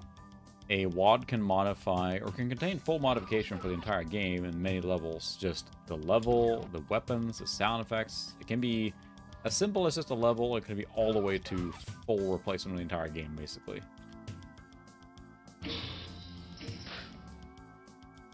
An airlock.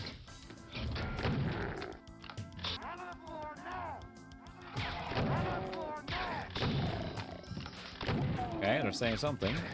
Some of these WADs, of course, I mean, most of them are homemade, can vary greatly in quality. Some of them are really good, some are just like, you know. Not that I didn't try many WADs back in the day. It was a thing. Oh. Cyber Demon, alright. Oh my. Not Cyber Demon, but...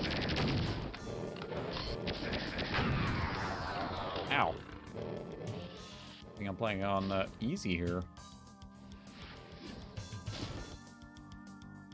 But this is the soundtrack I'm familiar with and remember, of course, but it does sound amazing using the SC55 or can't get over there to the...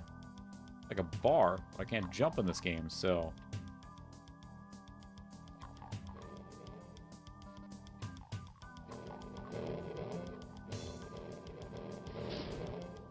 Pretty cool WAD so far.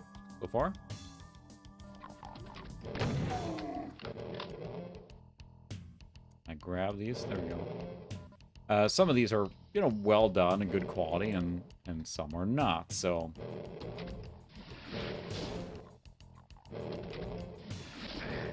who's shooting me? Ow!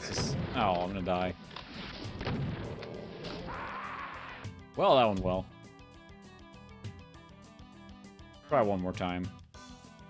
So yeah, some of the WADs are very easy, but I mean, in this case here, this would have been a tough one to find, or, you know, many of these CDs use basically the publicly available stuff, so... Yeah, that's probably true. I could do nothing but WADs. Look at that. Got full ammo now.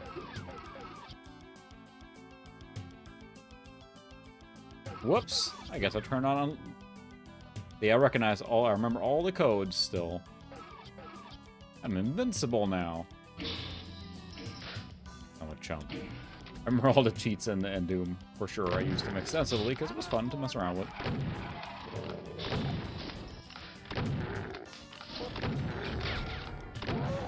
I'm not sure if anyone remembers the no-clip code for Quake or Doom 1. IDPS POPD. And it's funny, I remember that still. And use that a lot because you can just clip through walls wherever you want at that point. It's fun.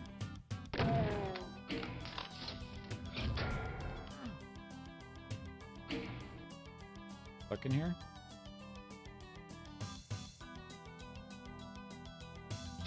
And yes, it's cheating, but... Low. Excellent. Excellent. I can't open this yet. Seems like it's well designed so far. I mean, a lot of these were just like hack jobs, and, you know, there was a very, very large difference in quality for sure. Oh, this is the bathroom, I think. It's funny them trying to do, you know, best that they could with what they had. Yeah, and in the Quake 2, they added the ID clip was the replacement for that. That's why I think Duke Nukem 3D was so cool when it came out, because it totally was like modern-day setting-ish and more realistic environment. And someone made a pretty good job here of making this into a bathroom now, so...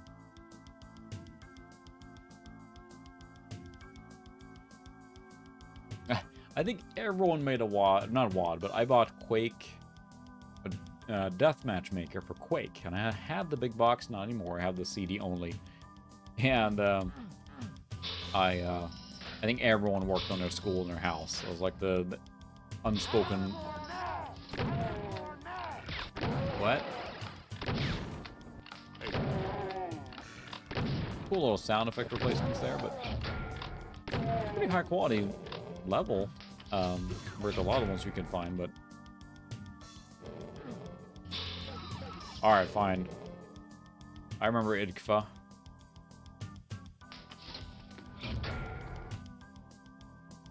It's the one you want, right? Hi.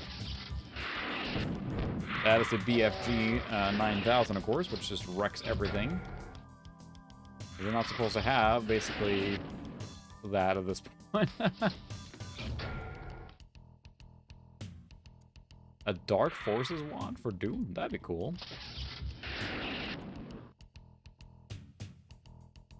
Of course, now I can use a rocket launcher because I have unlimited health, so... Nice. This is actually pretty, well-made map so far.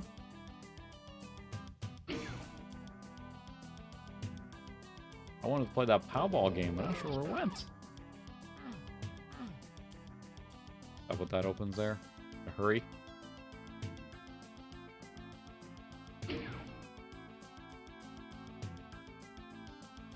Oh, come on. Forget it.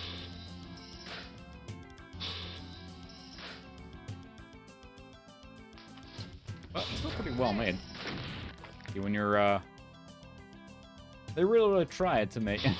You know what? I bet there is, Ted. They made one just for you. I almost guarantee you there were some naughty ones.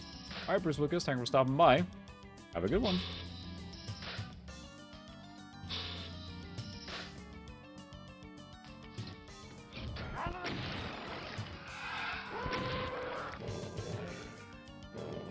That sounded like a cyber demon somewhere, but...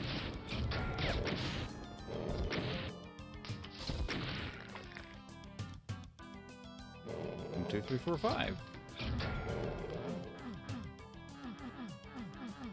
Yeah, there were probably a lot of really bad ones for Duke, wasn't there? I took a lot of rocket hits there. Yeah, it's nothing special. We'll probably should, at some point, just do a stream exploring WADs. Find a list of the good ones and probably just a list of the bad ones. And it's equally funny to see just the difference in quality. Because some of them are, again, this one seems very well made. You know, has kind of like a flow to it. A lot of them were very, very bad, I'm sure. Todd Jane, sounds like you mess with WADs a lot. Do you have any ones that you remember that were your favorites or anything? Because, I mean, I'm blissfully unaware on a lot of the WAD scene. Can't even get back that way.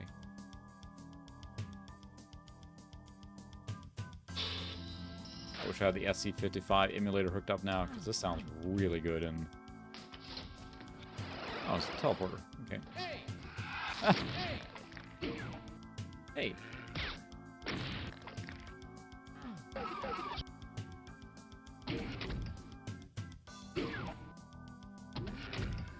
I got full ammo on that, so never mind. Yeah, Z-Doom added a lot of stuff, didn't it? It's arguably the better way to play this game now than original DOS, but it's something special with this, I suppose. Hey! A lot of little rooms with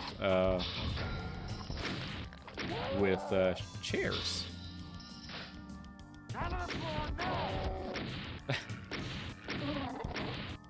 That's a lot of keys. I already have all the keys, so, you know. Squish. Alright, well, we won't play this much. Oh. Alright, that's probably enough of that, but it's a cool wand. So, I'm not sure on the quality on the rest there, but I'd like to try that Powerball, but where did I drop it? It's ridiculous. Alright, fine, we'll go back to Windows. We'll find the Powerball or not, and if not, then we will play another actual modern, another one on here. Cool games on here, too. I mean, I love getting the magazine for this. Not only was it super fun to read, but then, of course, I really went through these demos and played a lot of them to see which game I wanted to buy. And I bought a lot of big box games to see behind me, so... Yeah, that sounds about right. I might have right-click dragged it to the wrong directory. Would not be the first time, so... Oh, you think it went to the desktop? I thought I extracted on desktop and then copied it. So, oh, the D-Zone collection. I remember seeing those big boxes. I think, yeah, was that basically the shovelware for WADs or? I remember seeing the D-Zone things and like, oh, there's like, you know, hundreds of extra expansions or thousands, and I assume they just took everything online and jammed it into something. So. Heck, it might be in the Exodus collection, who knows? Possibly not, but...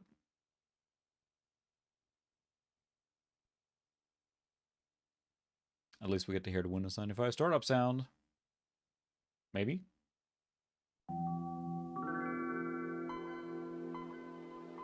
It's funny, the feelings I get from hearing that sound is... I'm sitting on my computer, I'm about to do some computing. You know, that's what it feels like to me, listening to that sound. So these are levels. If I did extract it here, maybe I never actually copied it then. I think you're right, Sukar. I could have sworn I copied it. E-ball. I must have extracted it, but then never actually copied it. All right, we're so far in now. We're committed to trying that game, and then we'll try something different. Yeah, that's the thing. It's fun to explore, right? Because you could find a gem, but I imagine there's just boatloads of shovelware. Sorry if you warned me earlier, Suka. I don't take any warnings. I'm a rebel like that. I just run with it. But that was fun with a lot of these demo discs too. Not always that they vetted everything they put on here, right? They might have just like gone to the most popular things and dropped on there. Yeah, Turok runs great with the voodoo acceleration and everything. So that's what's so cool. It's pretty much period accurate too, I think. So because Turok, you can run it higher, at least that I've found, than 640 by 480, which is the sweet spot for the Voodoo 1 card. So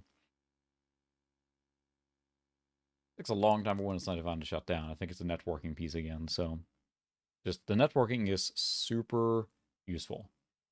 I am planning on making a video on it, and I say that a lot, but I am definitely planning on making a video on networking, the way I have networking set up, with a kind of a diagram, few machines sitting on a desk, like showing how they're talking to everything. So, yeah, you just gotta have precog, Suka. You just gotta talk, say it before it matters. So. Okay, now... There it is. Haha. Setup. Configure sound. Ooh, looks promising. Okay. It's 7. Let's find out. Powerball. Nice. I like these later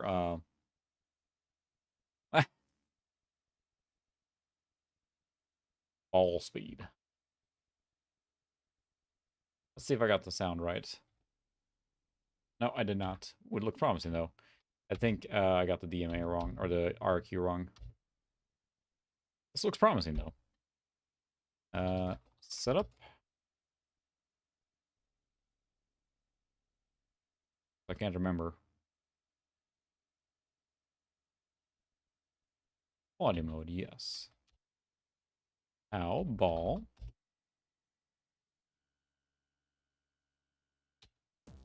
There we go.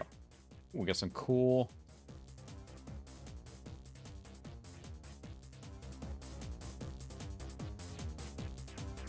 I'm trying to make it so you guys can actually hear the game audio this time. I know I've always tuned that low, but...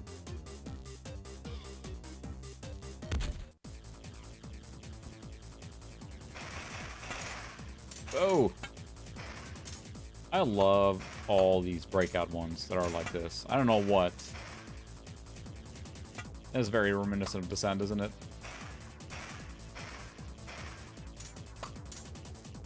There's a breakout clone called DX Ball, I think, that I played a ton. I thought that was really cool as well. But clearly it was worth it. Oh, I got another ball. I got a laser! Probably one of these that you can upgrade in between stages too, which is always appreciated. No! Did I recognize this? This seems familiar. Or did DX Ball do this as well, where you kind of like go between stages and... Yeah. Look at this. This is totally worth it.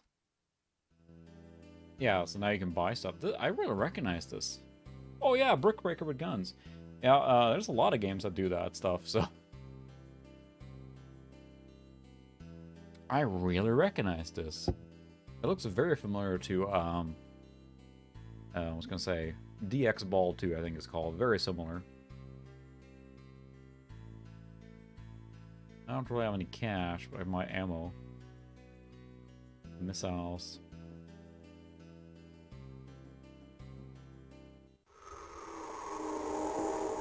But I like...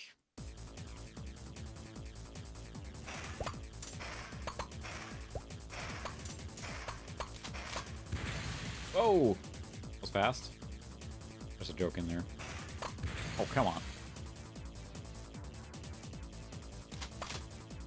Click, click. Wow. That one bad. I was trying to do too many things at the same time. Let's try that one more time. 2-player too, that'd be cool.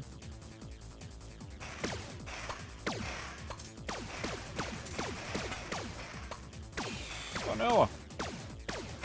Epic shrinkage.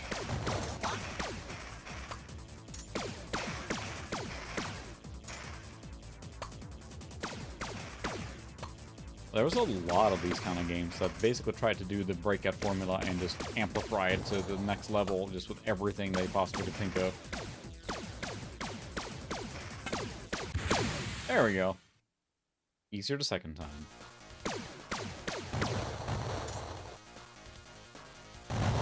Whoa.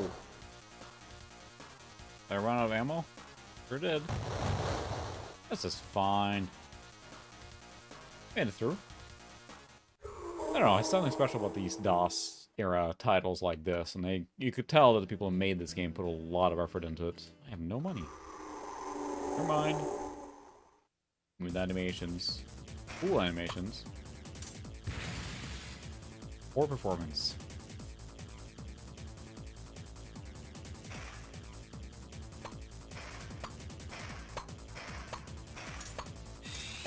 Thank you. That will help. We won't play this super long. We'll go back into Windows and check out some of the other demos there, but these games really sucked me in a lot, because I don't know, the incentive of being able to upgrade your ship or whatever the heck it is after the fact, unless you're playing, made it more interesting than just a standard, oops, brick breaker. Arkanoid is definitely the one that comes to mind. It's interesting because that's supposed a little before my time, but alright, well, good game, everyone. Demo. I can look at it as I talk. That's the one that comes to mind as well, Arcanoid. That's got to be one of the early ones, right? Someone else can correct us on if there are other games that are that came out after, or earlier than that. Look at that machine gun. I said DX ball is very similar. Okay. It's like a freaking machine gun. 2-player on the same screen? This thing is like, you know, when you only go with this kind of game, right, then you could really go nuts. Yeah, Breakout. Question is which one was first?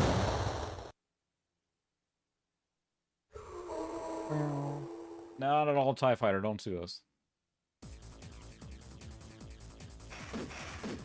Nice.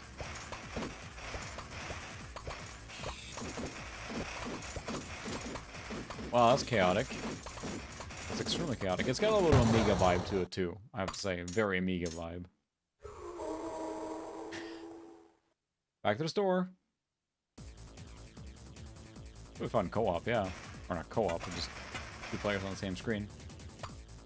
Alright, so what else do we have on here? We have some, let's keep that one. Alright, we'll go back to Windows now.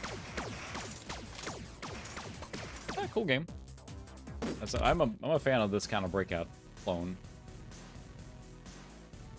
Be nice, like, epic games music, or mod music in general, so.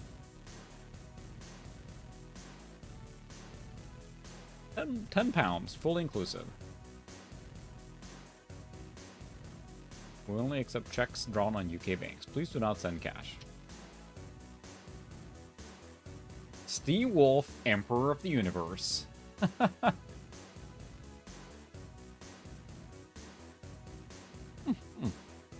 That's great.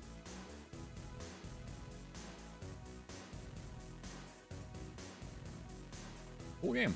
Like I said, there are a lot of these kind of, I think, Breakout clones like that.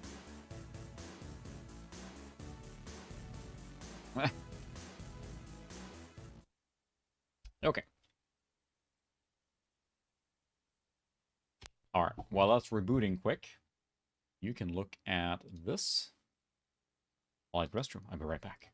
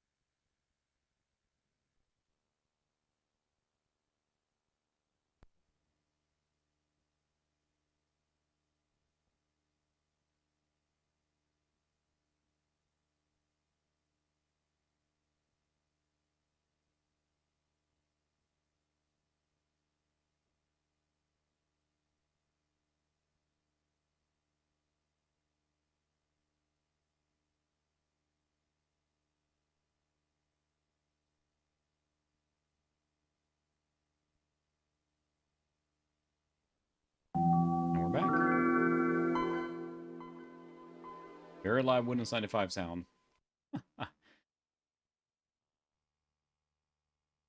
That's right, I should bring the PC Gamer to restroom. That is called I don't know. Isn't that a Seinfeld episode? It's like, this book was bathroom read. I think George tried to return a book that's been read in the bathroom, right?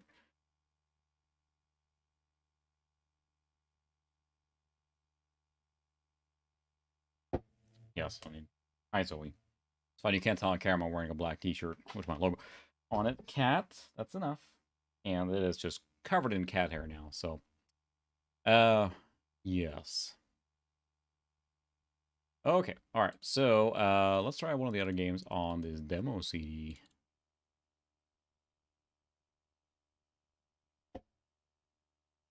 Now I keep all my Mac magazines in the bathroom.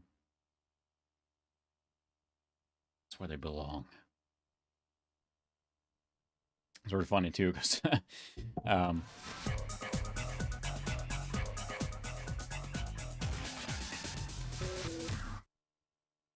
went all out on this, didn't they? I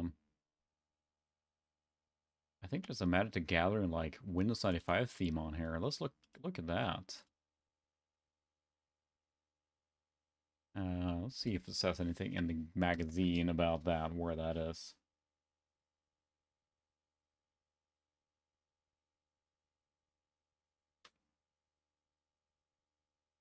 Let's see.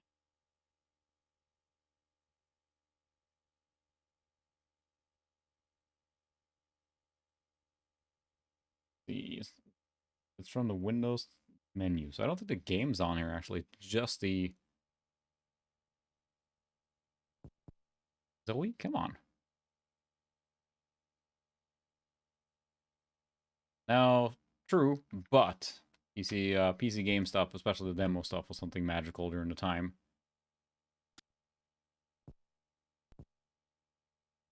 You want to do that?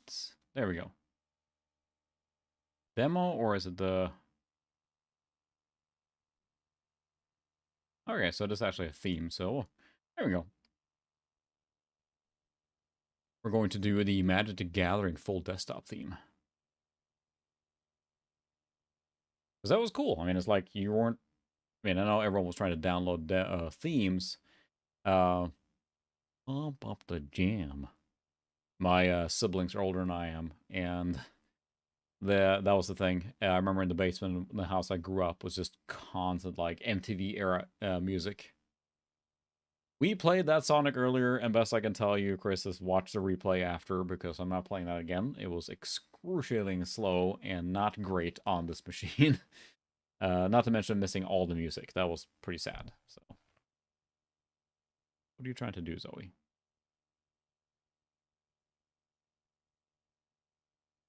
But once we install this theme here and change it, then we'll play an actual game again. So, got one in mind here. We did play Grand Prix 2 earlier, of course. We do have IndyCar 2 as well.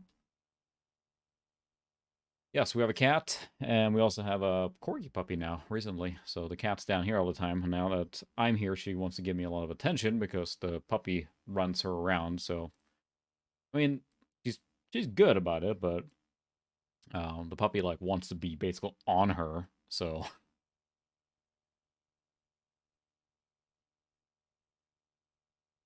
We used to have 2 cats until recently, and one passed away, unfortunately. It was just for time, but after that one, this cat is much more chill, so that's what made us get a puppy. This is Zoe, and the puppy is Kirby. So yes, Kirby, the Mario character, or the Nintendo character, felt like a good name for a corgi, so... Zoe is named after Firefly. Our other cat was Kaylee, also named after Firefly. Getting a lot. This is a very heavy theme. There's a lot of files to install. Magic the Gathering desktop theme. Pretty fun. They made a big deal out of it being on this one. Ooh, nice. I'll definitely check that out in Discord. Yeah, Kirby the Corgi. Felt like a good name. Good name for a dog. He's starting to learn. He's learning it now to listen for it, too. He's pretty young. He's only a few months old, but he's learning to come when we call him and things like that, but he's just very excitable. Yeah. That's what we're expecting. Hey, well, don't bite me. You're the one that's up here. Magic the Gathering. Okay. The full demo plus desktop theme, maybe? Our computer's gonna be littered with demos here now. Aha. Apply. Enhance. Look at that. Changing everything. Oh my, with a crappy font and... It actually has a full thing you can select here. So which element do you prefer? We have plains, I think. The white theme. The green being forest. We'll do the death one, of course. The magic symbol. Oh, I loved this so much when I was a kid. I messed with themes, and there is no AOL in Sweden, so this is a Swedish demo disc. It did not have that. Ooh, look at this, all broody and 90. I like this one. Great. Look at that horrible font. It's unreadable, but it doesn't matter when you feel that cool. Oh, no. Is it, like, horrible like that on everything?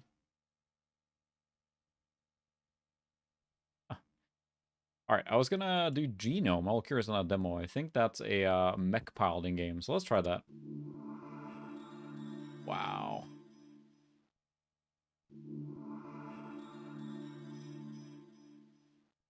Those are horrible sounds. Nice little mana thing. Wow. That's terrible. That's terrible, but it's awesome at the same time. I mean, I think we all remember getting themes back in the day and thinking like, oh, this is so cool. Tweaking it forever. Of course, now I go for the base theme because it feels more appropriate, but for the era. But I mean, I spent so much time trying to get themes and making it look pretty and cool. And now that I could get behind. A Monty Python one. That would be awesome. It's like, we just got to be able to... Oh, really? Ah, this is terrible. Sound effects on everything.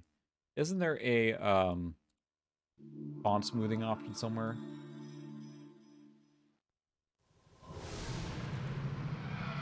Ow. Well, that won't get bothersome after a while. Or it's a font smoothing option or anti-aliasing, something that was in Windows 98. Can't remember now. Oh, it's been so long. Yeah, it's terrible. It's so awesome, but it's terrible. Yeah. Ah.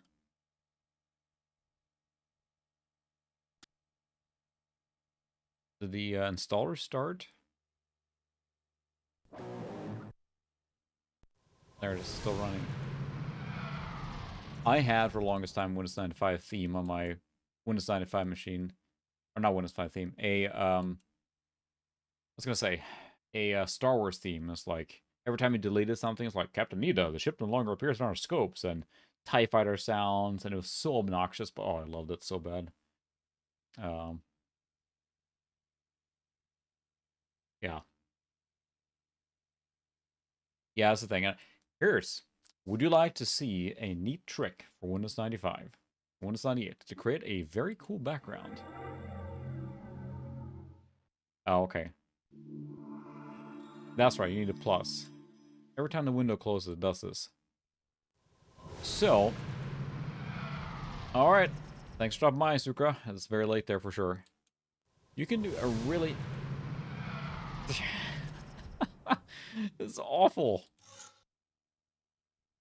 You can do a really neat thing. So, page setup. Let's see if I can remember how to do this now.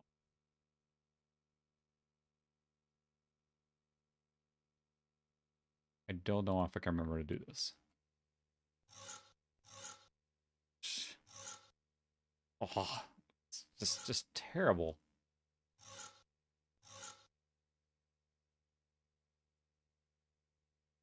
Yeah, I was gonna do a quick demo here for something, but now I forgot how to do it.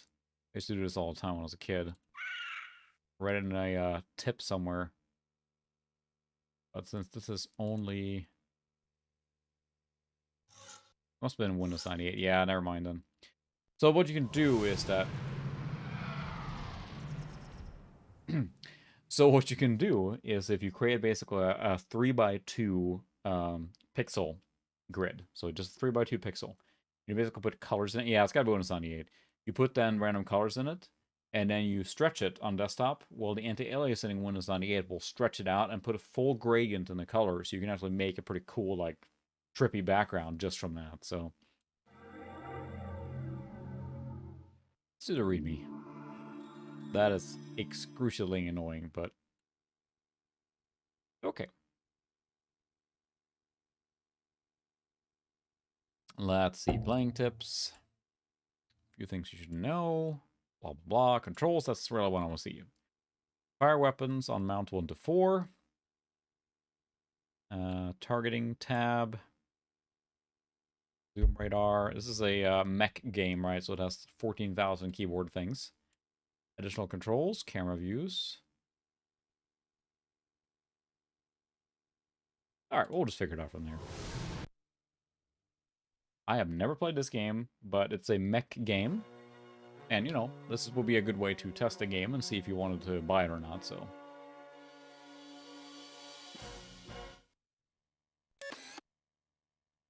Root. Alright. Detail. Nope. You were saying, Chris, about games? So apparently we cannot run the sound options. We're not trying the detail. And we have a hard crash. Sweet. Oh, the wallpaper one is crashing. That's awesome.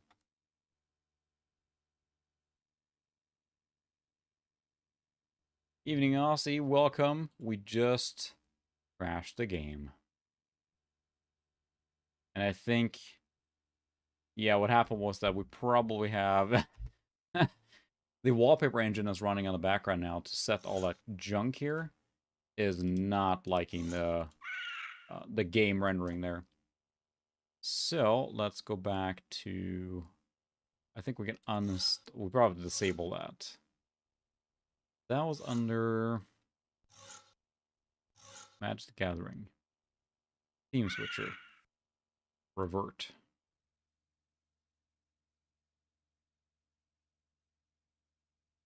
Oh. Doing. I'd like it to go back to regular now if we can.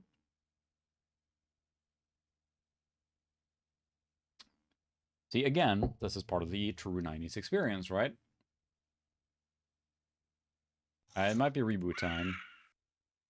This is pretty neat, though. It's a nice theme there. I just end that.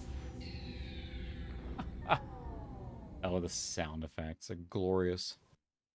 It's funny, too, because a lot of the themes, like, went all in. They had, you know, sound effects on the restart, sound effect on whatever. Yeah. So what happened was that we installed the Magic the Gathering theme pack. And that installed everything.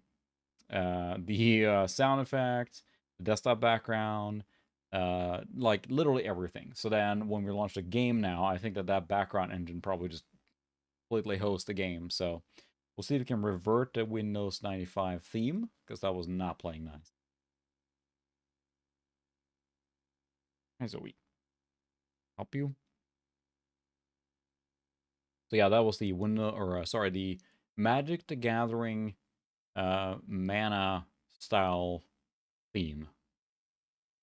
I think. Sounds right. What do you think, Zoe?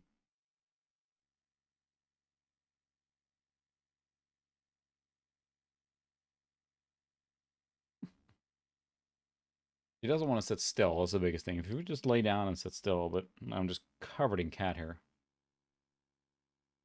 Oh, very nice. So so it runs a third-party app. So it doesn't install Screensaver into Windows, but it runs an additional app to run the Screensaver. Is that right? Because that's the thing. It's like some of those ones, like, they don't really care what else is affected by running those executables, right? They just kind of run. And that can cause a lot of problems too, so. We'll get into another game eventually. We have tried several games that actually worked. Oh, I still see mouse. So it might be similar that that's an actual like wallpaper engine executable running on top of this. I am just covered in cat hair. Can't see it on camera, but I think that might be the same here. There might be an executable launching on startup here. It was so cool to have the startup sounds and everything. Yep. Remaking wallpaper. Desktop illusions. So probably as an actual executable running.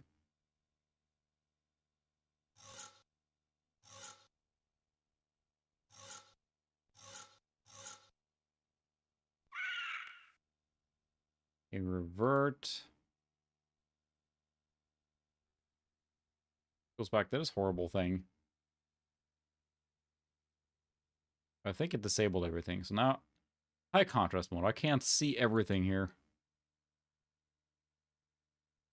Theme. Where's the Windows standard? Thank you. I think we're back to normal now. They went to high contrast. But yeah, that sounds like what you're describing there. Is that it's basically an engine that runs on top of stuff. I can even see the stuff here is kind of expanded a little bit too. Is that still running? No. It's gone now. It can't hurt us anymore. It's gone now. Alright, where did the genome end up? What was the maker of that? Let's see. Ubisoft, it's not PDS. Reality Online.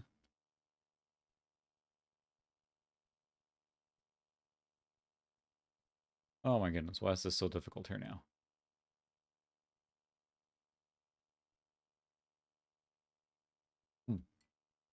Seventh level. Let's try that again. We're not going to click the audio thing. But that just crashed like crazy.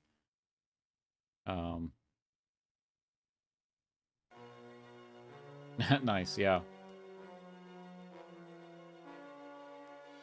The Wing Commander stuff, for sure. Let's go into the game.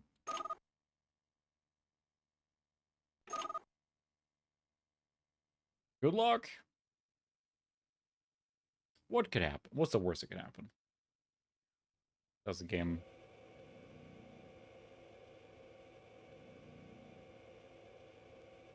Copy. Attacking.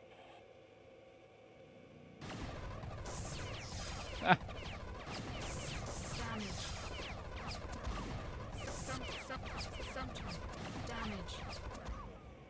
Huh. This is a lot of controls that are not explained here, and it was in the README file. Let's look at the controls again, because I don't even know how to pilot this mech, so... Yeah, I remember seeing the boxes for it and the ads. Alright, so just exit straight up. Alright, fine. No, I don't need... Look at that! It's sitting back there, it's hiding. Sneaky bugger. So if they had the actual manual, this would be helpful, because of course there's like a billion ways to play this game here. So the controls, the keyboard, arrow keys just move the cockpit view. It did not move the mech. So there's throttle. Yep, you're probably right. Increase throttle. So yeah, plus and minus. Turn left, right. Pitch weapon. Center torso. Target. Fire weapons on mounts 1 through 4. Okay. That's the thing with these mech games. There's like a billion different commands. So, and that gives us the gist of it. So let's see if we can actually move. That'd be a good place to start. You see that wallpaper engine in the background there? I was still trying to pop up. Yeah. Say, so Ozzy, what is your favorite mech game then? To the resident mech expert. Yes, that's very accurate. Like, I feel like flight simulators have nothing on mech games sometimes.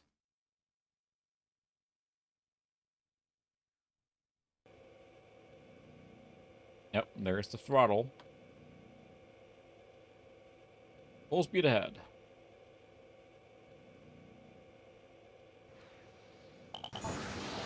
Oh.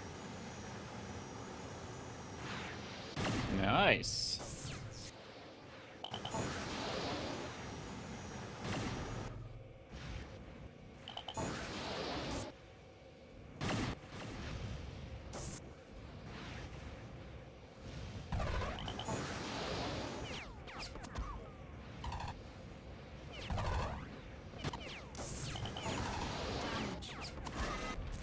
Run him over. There we go.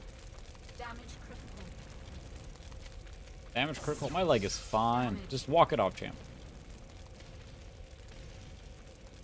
Damage.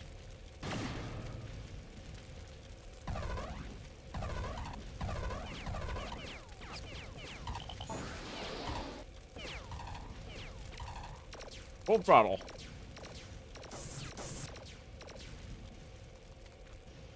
Ooh. It did have a little bit of Redeemer quality there, right? Good thing I saw that in the readme file.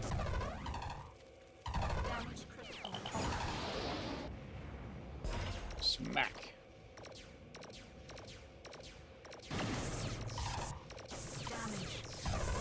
I know we're damaged, but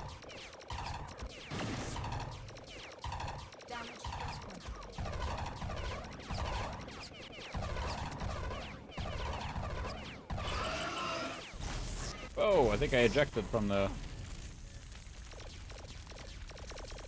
Yeah, I think Genome, the whole thing was that you were able to hijack other mechs. If I remember right, that was the whole thing. It's like you could hijack other mechs.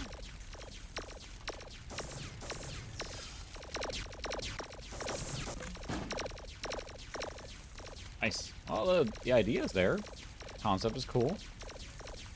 A lot of laser sounds, though.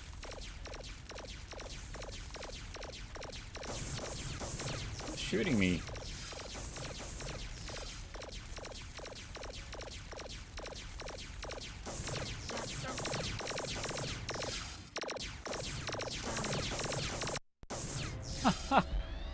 Whew.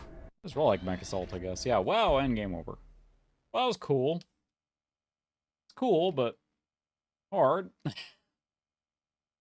I think that's... I mean, yeah, your voxel, you don't have 3D rendering, right? So it's all software. So maybe there was a rendering, sorry, a Voodoo patch or something came out later, but if it's all software, then that's probably suspected, so. That was not the ultimate killing machine. Bail from one bot, comedy or another. I remember that being a big deal, so. But yeah, that's probably what was expected, I remember. Thereabouts. Yeah, the thing with mech games, again, is like, it's still sitting there. It's popping up every time I see it there. Put another one here. But yeah, there's a lot of mech games that are on this era, so yeah. MechWarrior 2.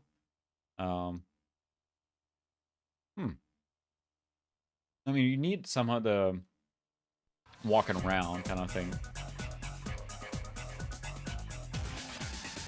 Sorry.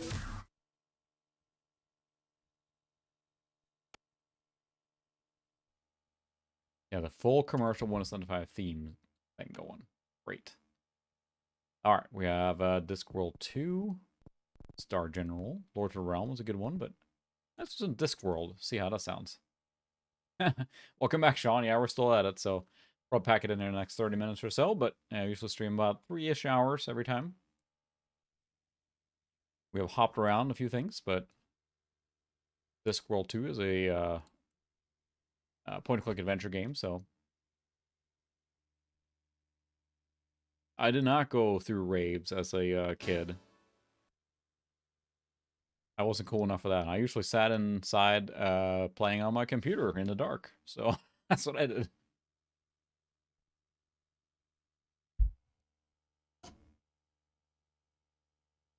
All right. Do the Discworld 2 demo. Which I played Discworld 1, I believe, but not 2. But, I mean, this is really cool. Back in the 90s, it was an awesome way to be able to test out a lot of stuff and see what the game was like before you bought it, right? So, microphone there. Because, I mean, again, you wouldn't want to buy all the games to find the right one you liked. And you did not want to download demos. It was near impossible due to the space. Wow, the mouse is rendered great here.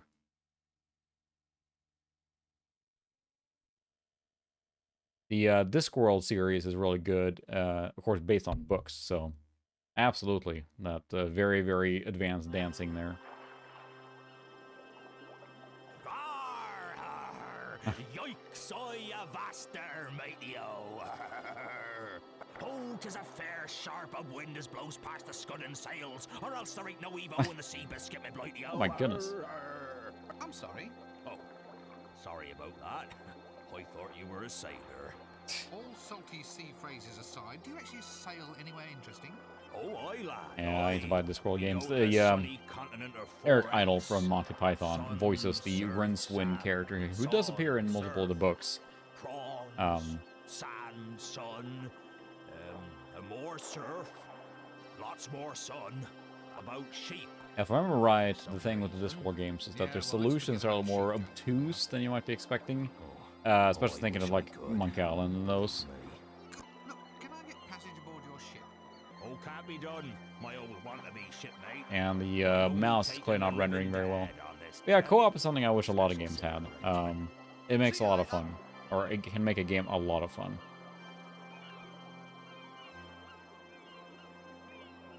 In this case, your inventory is a walking chest that falls around. 2 demo. Only the dead escape. Your goal in this demo is to get out of town, dead or alive, so to speak.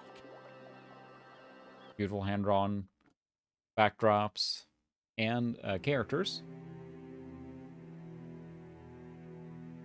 Although I can't really see the cursor very well. It's interesting. It's being errored out there.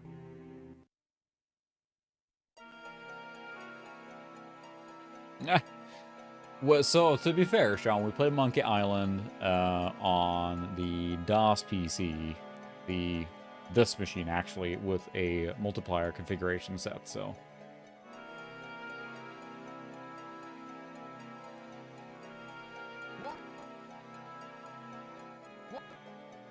One crystal ball, complete with test pattern. What? No way! Nobody's ever interfered with the luggage and lived to tell about it. Ice in the luggage.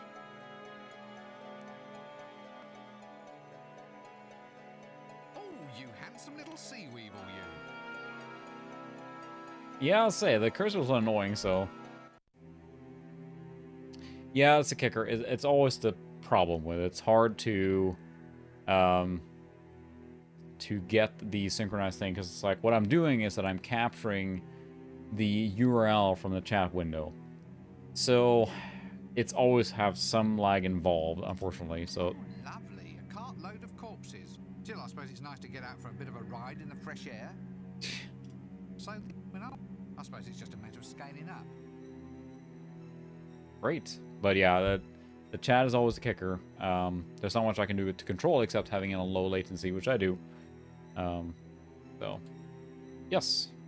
This is all Eric Idle. If you remember Eric Idle, he sings the "Always Look on the Bright Side of Life." That's the guy. So Eric Idle does the entire voice for Rincewind in Discworld 1 and 2. So this is the dead collector, huh? When I was...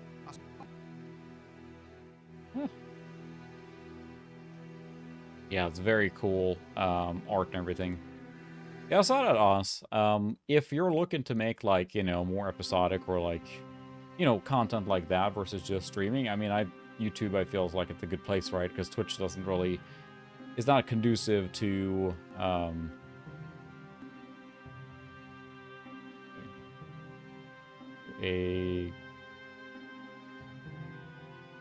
nope.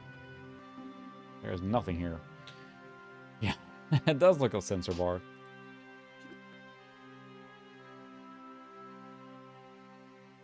Can you imagine what horrors that could be kept in here? Yeah, but I can't activate it. Oh, someone's left a spare pair of eyes lying around. Well, at least it's handy to keep a few spares. Yeah, Twitch is like great for that kind of stuff, but then yeah, if you're producing content that's like going to be rewatched or whatever, then YouTube, of course, is the nice one to use.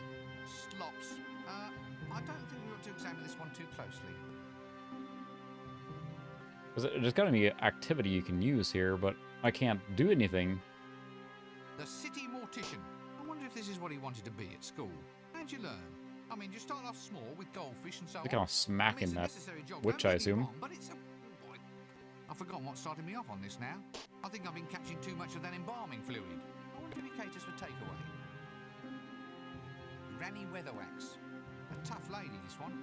Best to let her get the beauty sleep she so obviously needs. What is a Bunsen anyway? And why would you want to burn one?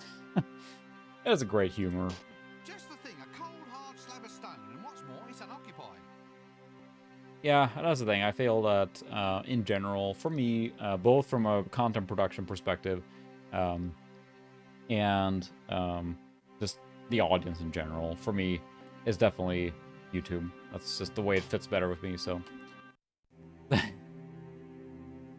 This is Discworld 2. So there's Discworld 1 and Discworld 2, and it is very... I mean, it's a Terry Pratchett-based universe, right? So Terry Pratchett's got this kind of like irreverent Monty Python style humor and a lot of stuff. Their books are great. Well, the one saving grace is the loss of the poor fellow's cranium probably didn't... Whew, still stuttering and stuff too. It's period accurate, but yeah, I wanted to see your ROM drive needs cleaning.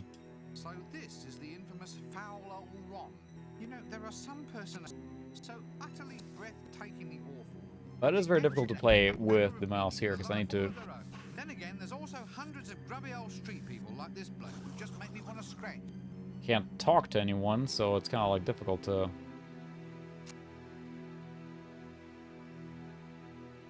Alright, we'll find a more action-oriented game. Really cool game, but it's difficult to play like this, so... Alright, what else do we have? We got Lords of the Realms, a slow one. Star General is very slow. Steel Panthers. What's Death Drone? I don't know what that is. Let's find out. Death Drome. What could it be? Let's find out.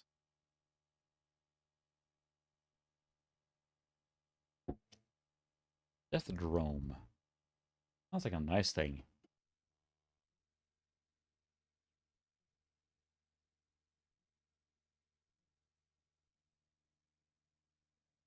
$30+, try $40+. Jeez. But yeah, this is a great comedy in this game. If I remember right, I saw someone playing it recently, or Discworld 1 maybe. But yeah, it feels like the solutions are more obtuse, like I mentioned, versus like Monk Island, which is pretty straightforward, and it's puzzles and everything. So yeah, you're probably right. That thing is like lurking all the time back there now, just waiting to pop up and change the background or break something. And I bet the mouse cursor problem is from that software. Made us have to uninstall the entire Magic the Gathering suite, which was cool. I thought it was just like a theme apply, but it clearly was software running on top of it. So yes, 40+ geek. I am 40+ as of a week ago. So there you go. 40+ squad, yeah. Yeah, even better, what happened now probably is that the DirectX installer broke something in the process. You may now play Death Drome if you dare by selecting a program icon. Ooh, 90s. Well, thank you very much, Just Mike. Appreciate it. Thank you, Foil. It's old now. It's funny because my wife is 6 months younger than me, so she holds that over me all the time. Like, she's like, "Oh, you're old now." It's like, "Hey, you're gonna be there in 6 months." So, all right, happy birthday for since March there. But yeah, 40 Club indeed. Good times. Not much have changed, I guess, but okay.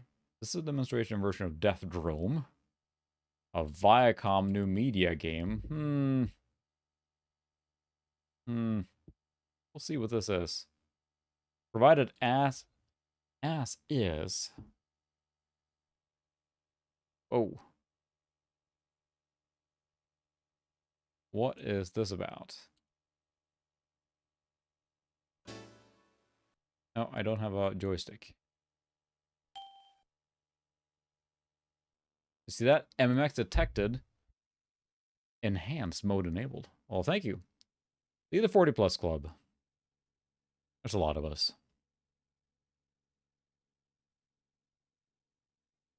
What do you think, Zoe?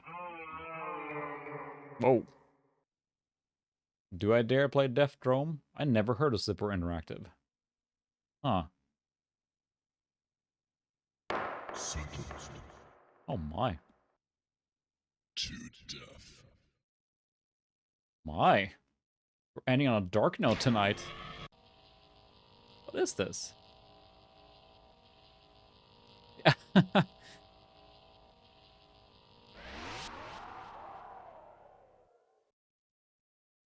That is scary.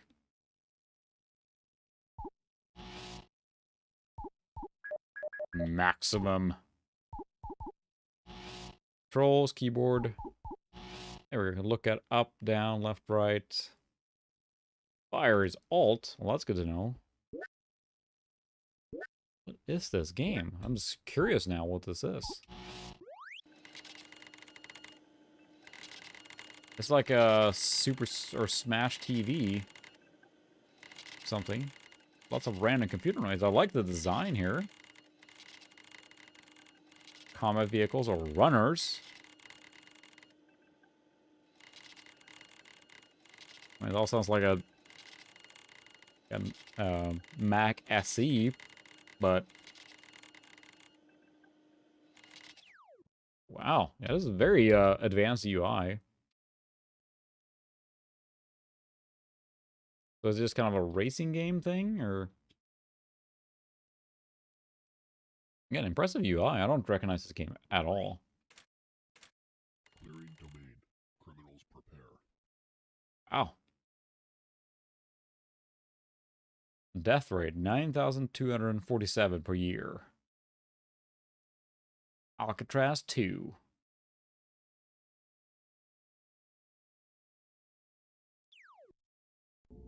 Round 1. Oh, that's I should not have increased detail to max. 1. Go.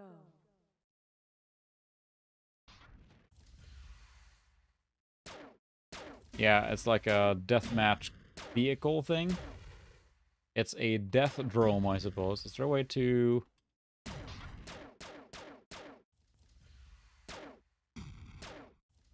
I should not have increased detail to max. Again, it's like that, is Mario Kart with lasers. But no music. Huh. Yeah, Bullfrog did have a game like that, didn't they? Why am I blanking on that, too?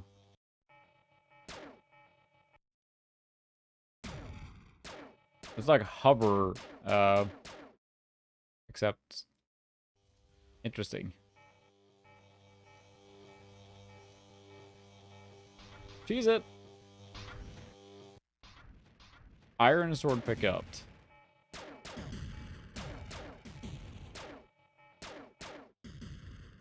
Yeah, exactly. That's probably what's going to happen a lot of time when you run these demos.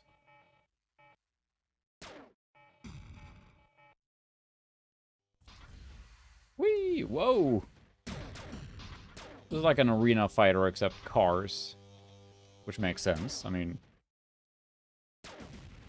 this game is called Death Drome, anyway. High Octane. Oh, was that Bullfrog? Yeah, you're right. That was Bullfrog. Yes. But that was like a flying around game, right? This wasn't just driving. Disruptor picked up.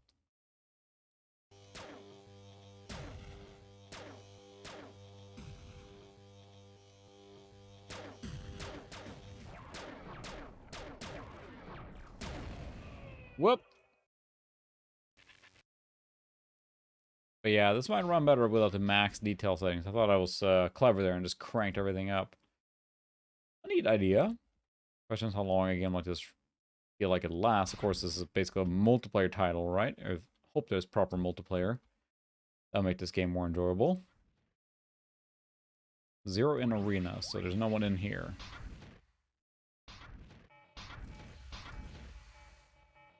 Been locked on.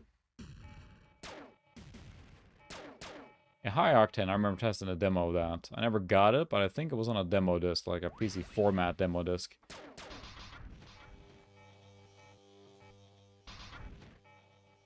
Lock it on. It's like high octane and like Slipstream 5000, and that kind of game felt pretty similar, right?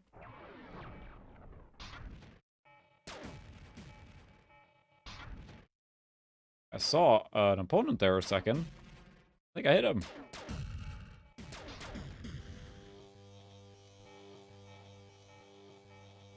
Oh, this is brutal. I can't even escape.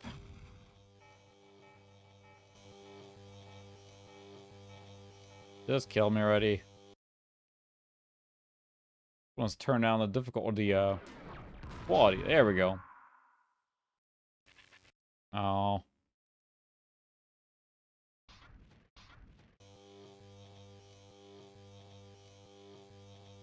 Very similar, like, fast-paced canyon driving.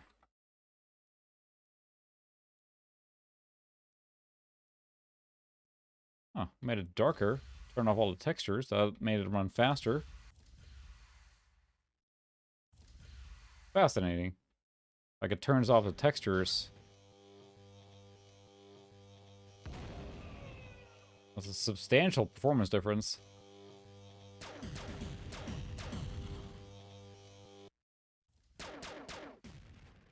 Huh.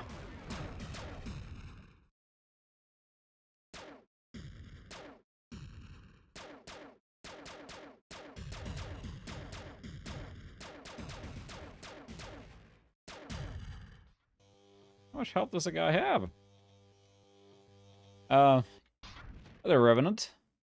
I just bought a high octane. Did I go for a decent price? You don't have to tell when paid for it, but I'm not even sure what it goes for anymore. But and also welcome Tassos podcaster. Yeah, it was really fun to go through these demo discs and see what you can find. So the specs are right below me. It's a P166 overdrive, 80 mega RAM, and a S3 video card, and then a Voodoo 1 card, and a Sound Blaster AW64. So how do I switch weapons?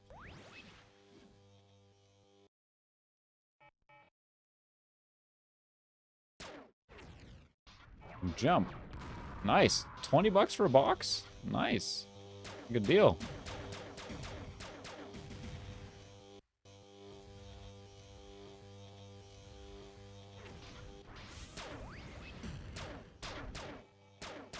That did something. Oh, okay.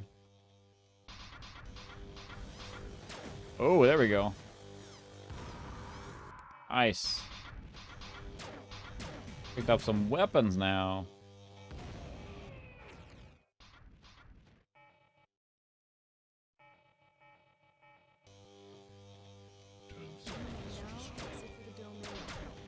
Oh, there we go. I'm getting some kills. All right. Good price. Whee! Whoa. Alright, so that was like the Fortnite barrier coming in there. Interesting game. Is it done with that sequence there? Interesting. Yeah, I'm very curious to explore the Octane, or the Octane, the Sega Saturn library. It looks like it's getting closer and closer to being deployed on the Mister. They already have some of the like Your killing will be legendary. Wow. Yay! Huzzah! They already have some games running on it, like Daytona USA and everything, with some glitches, but it's very promising. So soon, at least, like, yes, it's cool to play on original hardware, but it's a nice way to explore the platform without paying a ton of money. So, well, that was a neat game. I'm very like the PCC draw on PlayStation. So I under the soundtrack. Not on this one though. They like your life depends on it. It does. Ooh, ominous. Well, that was a neat game. Interesting. Very interesting game. We'll do some, let's see, we have a lot of strategy games on here, but we can do some IndyCar racing. Let's see how that compares to GP2. Call on that note. We'll try IndyCar racing, and that's probably it for tonight, but, yeah, interesting. I guess that's the same era, right? So the way I think that this kind of like software rendering here, to me, that kind of, you know, PlayStation and let's say PlayStation and Saturn kind of feels like that era, right? So very nice. Yeah, if you already have one, I assume with an OD and all that good stuff, right? Then you're pretty much set there. For me, and I have a Sega Saturn, but it's unmodified. So getting into one machine like that, From Papyrus, this is IndyCar Racing 2.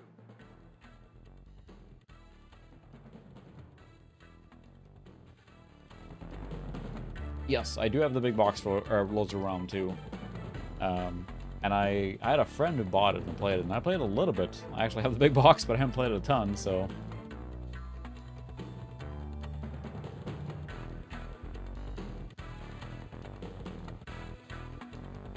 Ah, the 90s. Great. That's pretty smooth, so. I say I didn't realize, I mean, it feels like it's hit or miss with big box games, right? I collect them, obviously, but I don't chase them as much as I used to. It's some games that just weren't as popular or interesting, or people are seeking out, then you can get it for a decent buck. But, you know, I was like, oh, I want to pad out my Command & Conquer collection after streaming last week. And, you know, a lot of those games are like 45 plus at least. Anything that's well known or famous just shoots up in price so fast. Very nice. I'm Paul Page from Papyrus. I did find some big box games recently. Thank you for asking, Chris. I will do a haul video on that, but yeah, yeah, it sounds like you're lucky on that one for 20 bucks something. That's very lucky. For a Bullfrog game in general, any 20-buck Bullfrog game, I think. But I got like a Civilization Call to Power, in Kart on 94 in box. And which one else did I get? Lands of Lore 3, and then Castles, the original one from DOS, box, or sealed still. Okay, we'll practice. Practice mode. Ooh, nice little cursor change there. Yeah, marathon I can see, because I mean, Bungie now, of course, is what it is, so that's a big deal. Ooh, it's really squishy. Oh my.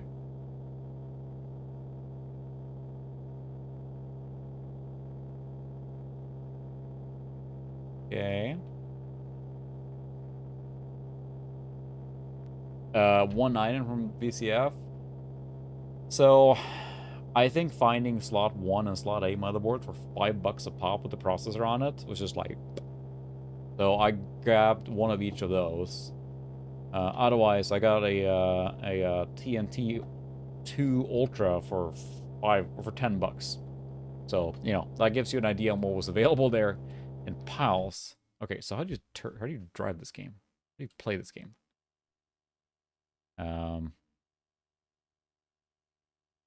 Set controls. CD spinning up, really? Oof, steering. Okay, 4 and 6 acceleration. 8 braking. Lift up. down. Reverse. Okay. All right, let's to resume practice. Practice mode.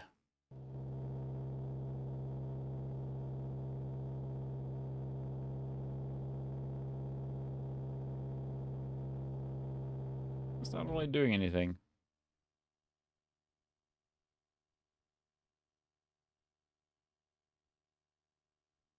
New? Wow. That's nuts.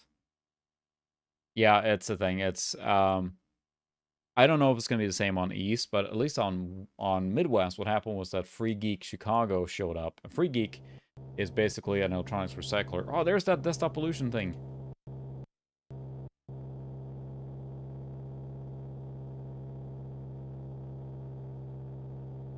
Ah.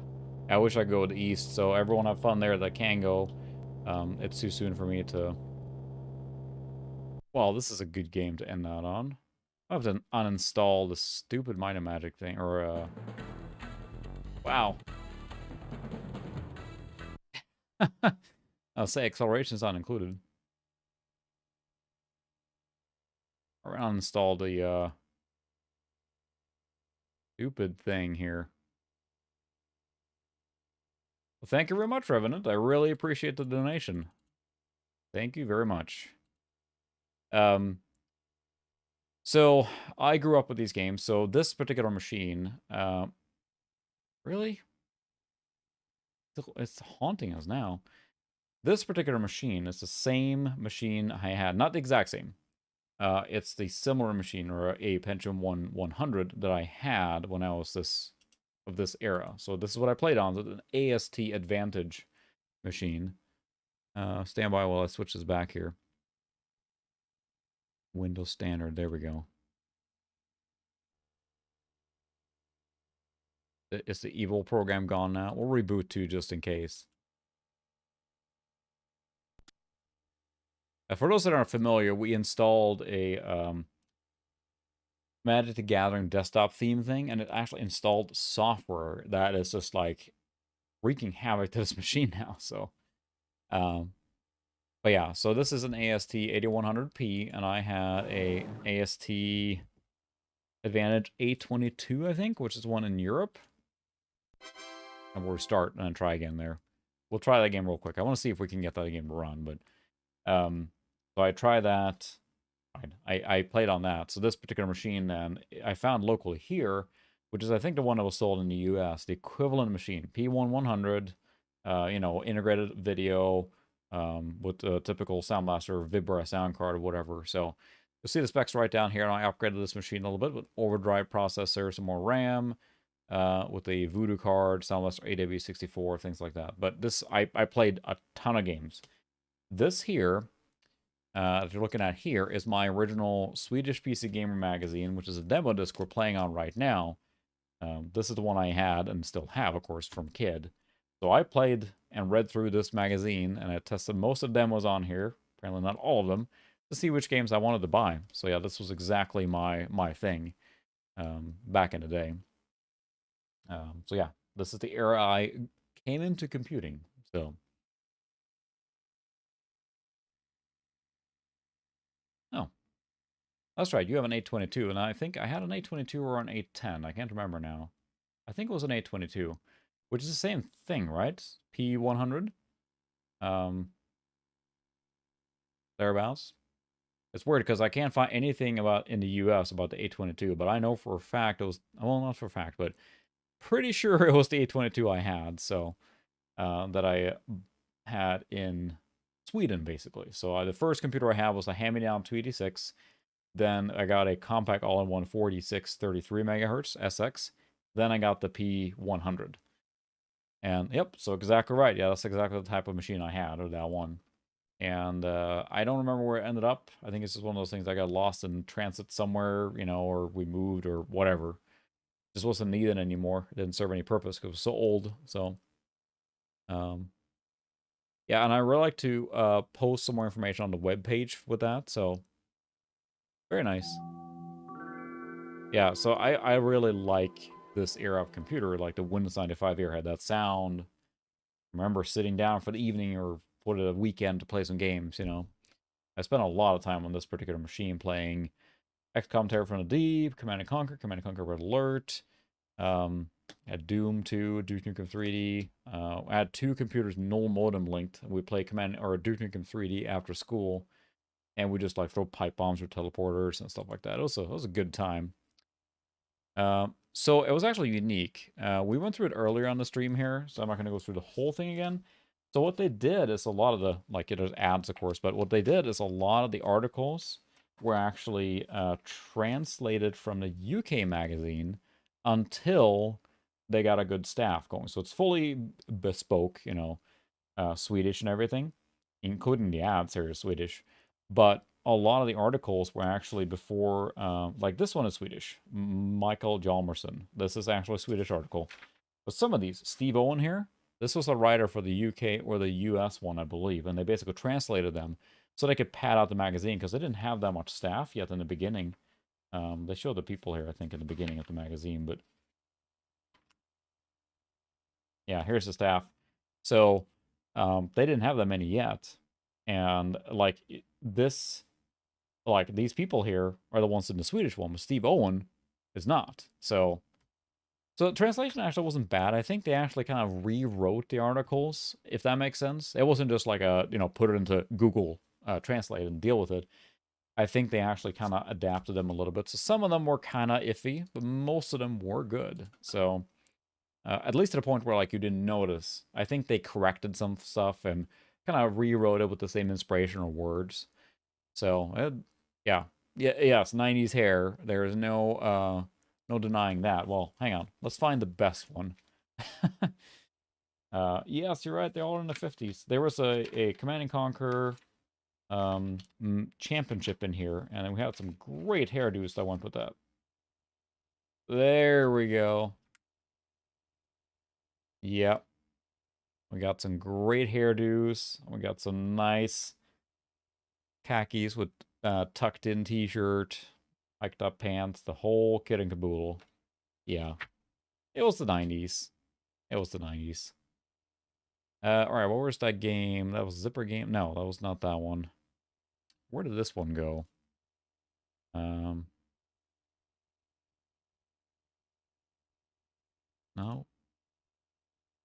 Playing all these crappy games on this machine now.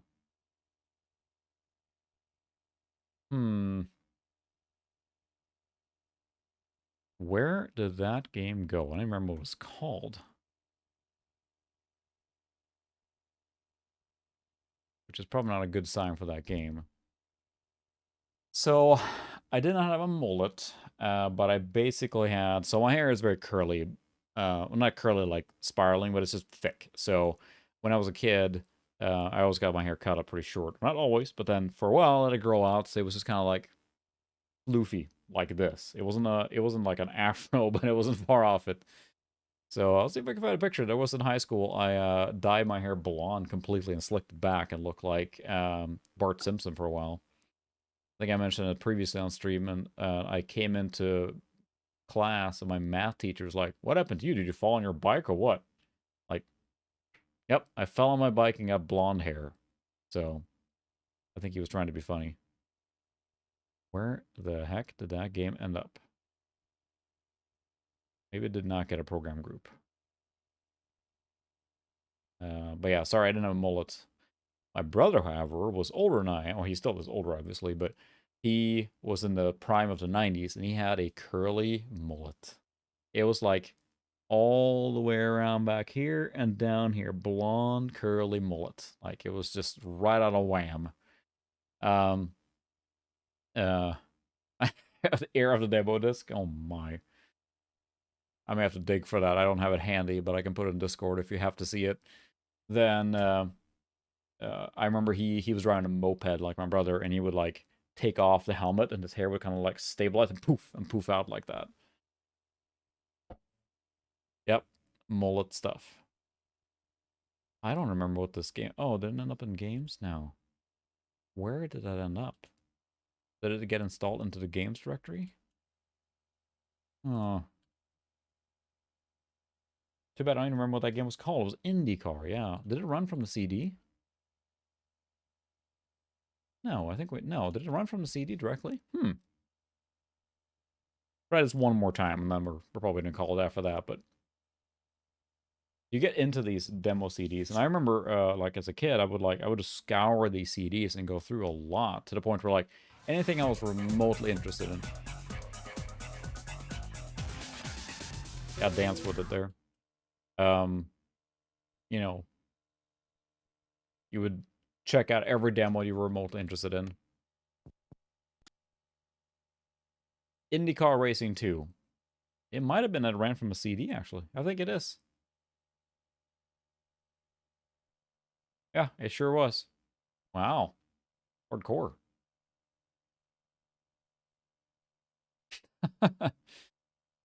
Yeah, someone else was saying that too. Yes, very good way to get patches. So we talked earlier about WADs. We played a WAD earlier for Doom 2, but it was a great way to get patches, so. I know. Sorry, Ted. Can handle it. I'm Paul Page. Yep, it just ran directly from CD. Let's try it again now, see if it will actually run without that stupid program getting in the way. I guess you can probably just copy this to the C drive. Yeah, it's true. They never made it to retail, or they weren't distributed that way, right? Especially with the shareware stuff, too. All right, let's see if I have the controls.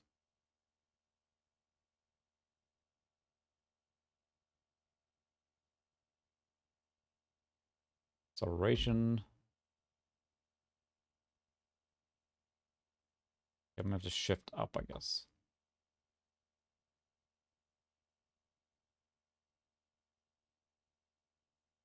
Key control pad. All right, there we go. Two more controls conflict. What did I select? Acceleration, up, breaking down.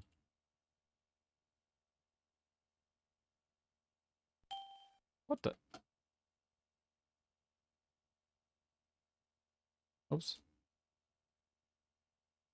How's that? There we go. All right, now try practice mode. No, Street Racer was not on disc. It was like a preview, so it would have been interesting to check that one out. I'm curious, so. Yeah, you're right. That's that part, Christopher, too. If it's not registering that, but I may have to shift up.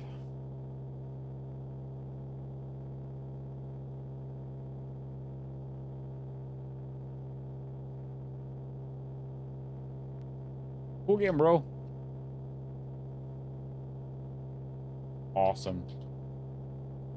Yeah, it's bound now to the ones. But if it's not registering, if the configuration is not saving, then there's not much to do, is there? Great game. Great game. Maybe we can just prepare to qualify. Go qualify. Oh, really? So maybe you can educate us on how to write a race in this game.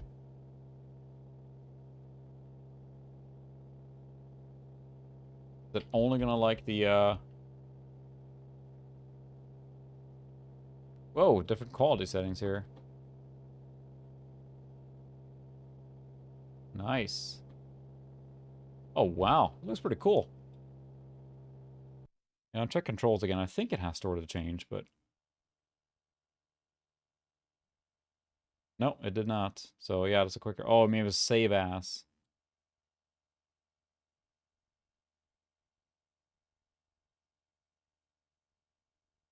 I mean, I think you're right. It's a problem. If it's running from the CD, you can't save it, right? So... No, you can't save as. It's in here now.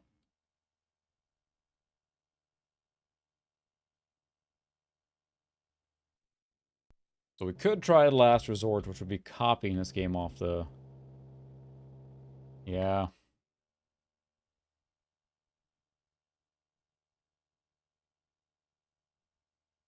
Yeah, it's not saving it. I mean, I think you're right. It's just not... If it's running off the CD... Cool game. That's kind of a big shortcoming there of that game, but let's try and copy it to the C drive. We'll try this, because I'd like to see if this will work before we call it. So this is under games, probably. Does not. Indio.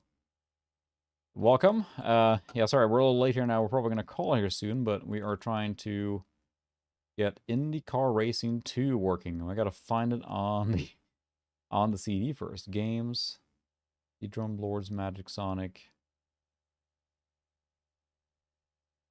There we go, IndyCar demo. We'll copy that to here. All right, do your thing. 2-speed or whatever it is. Yeah. See if this works. We'll try this, and then, yeah, we're going to call it. I realize it's late here now. It's late everywhere in the world now, it feels like. But the other thing, I really appreciate, it's awesome having people come across the whole world and everything. So,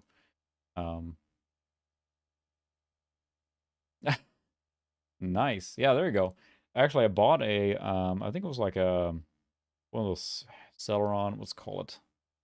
Goodness.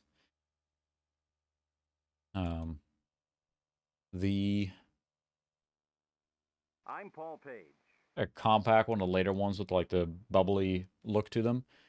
And they, losing words now, has a, one of those like replaceable 525 drive base, the CD-ROM or the hard drive. And the guy then put multiple hard drives in there. So he gave me one for Millennium, one for 98, and one for just pure DOS. So kind of the same idea there. Let's see if it saves now.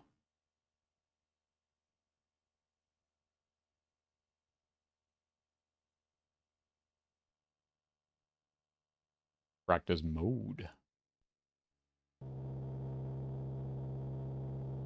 Nope, it's not saving. Doesn't matter copying in there. The file's write protected, but can't save it as either. Huh. Great game. Save as. I guess it really, really wants a joystick.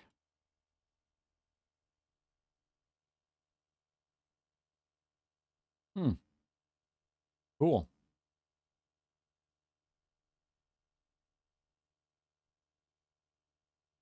Well, that was a good way to end the game, right?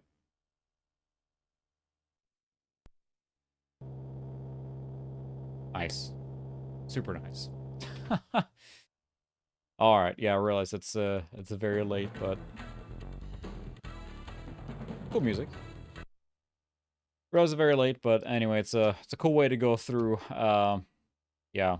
Thanks for stopping by, Just Mike. Yeah, it's getting late. I'm gonna pack it in here now too. It's late. Sorry for everyone who's arriving late, but it is local time here now, midnight. So, that's a cool magazine, cool demo CD to go through. Take the CD out here. Yeah, I will probably next time. I'll have a joystick plug into this machine. I really should have one all the time. So, but yeah, it's a fun one to stream because it's fun to go through a disc like this. So, and there's a lot of cool games on here. But yeah, I appreciate everyone sticking around, and thanks so much for the donation earlier. That's really generous. I appreciate it as always. Working a little bit closer to getting a new lens for my camera. So anyway, thanks everyone. I'll see you next week. We'll see you next week. I might have a guest again. So I know I was going to have a guest this week, but it didn't work out. So I might have one next week. So we'll see. Anyway, thanks so much for watching, everyone. I will see you guys next week. Have a good night or morning or whatever time it is where you are.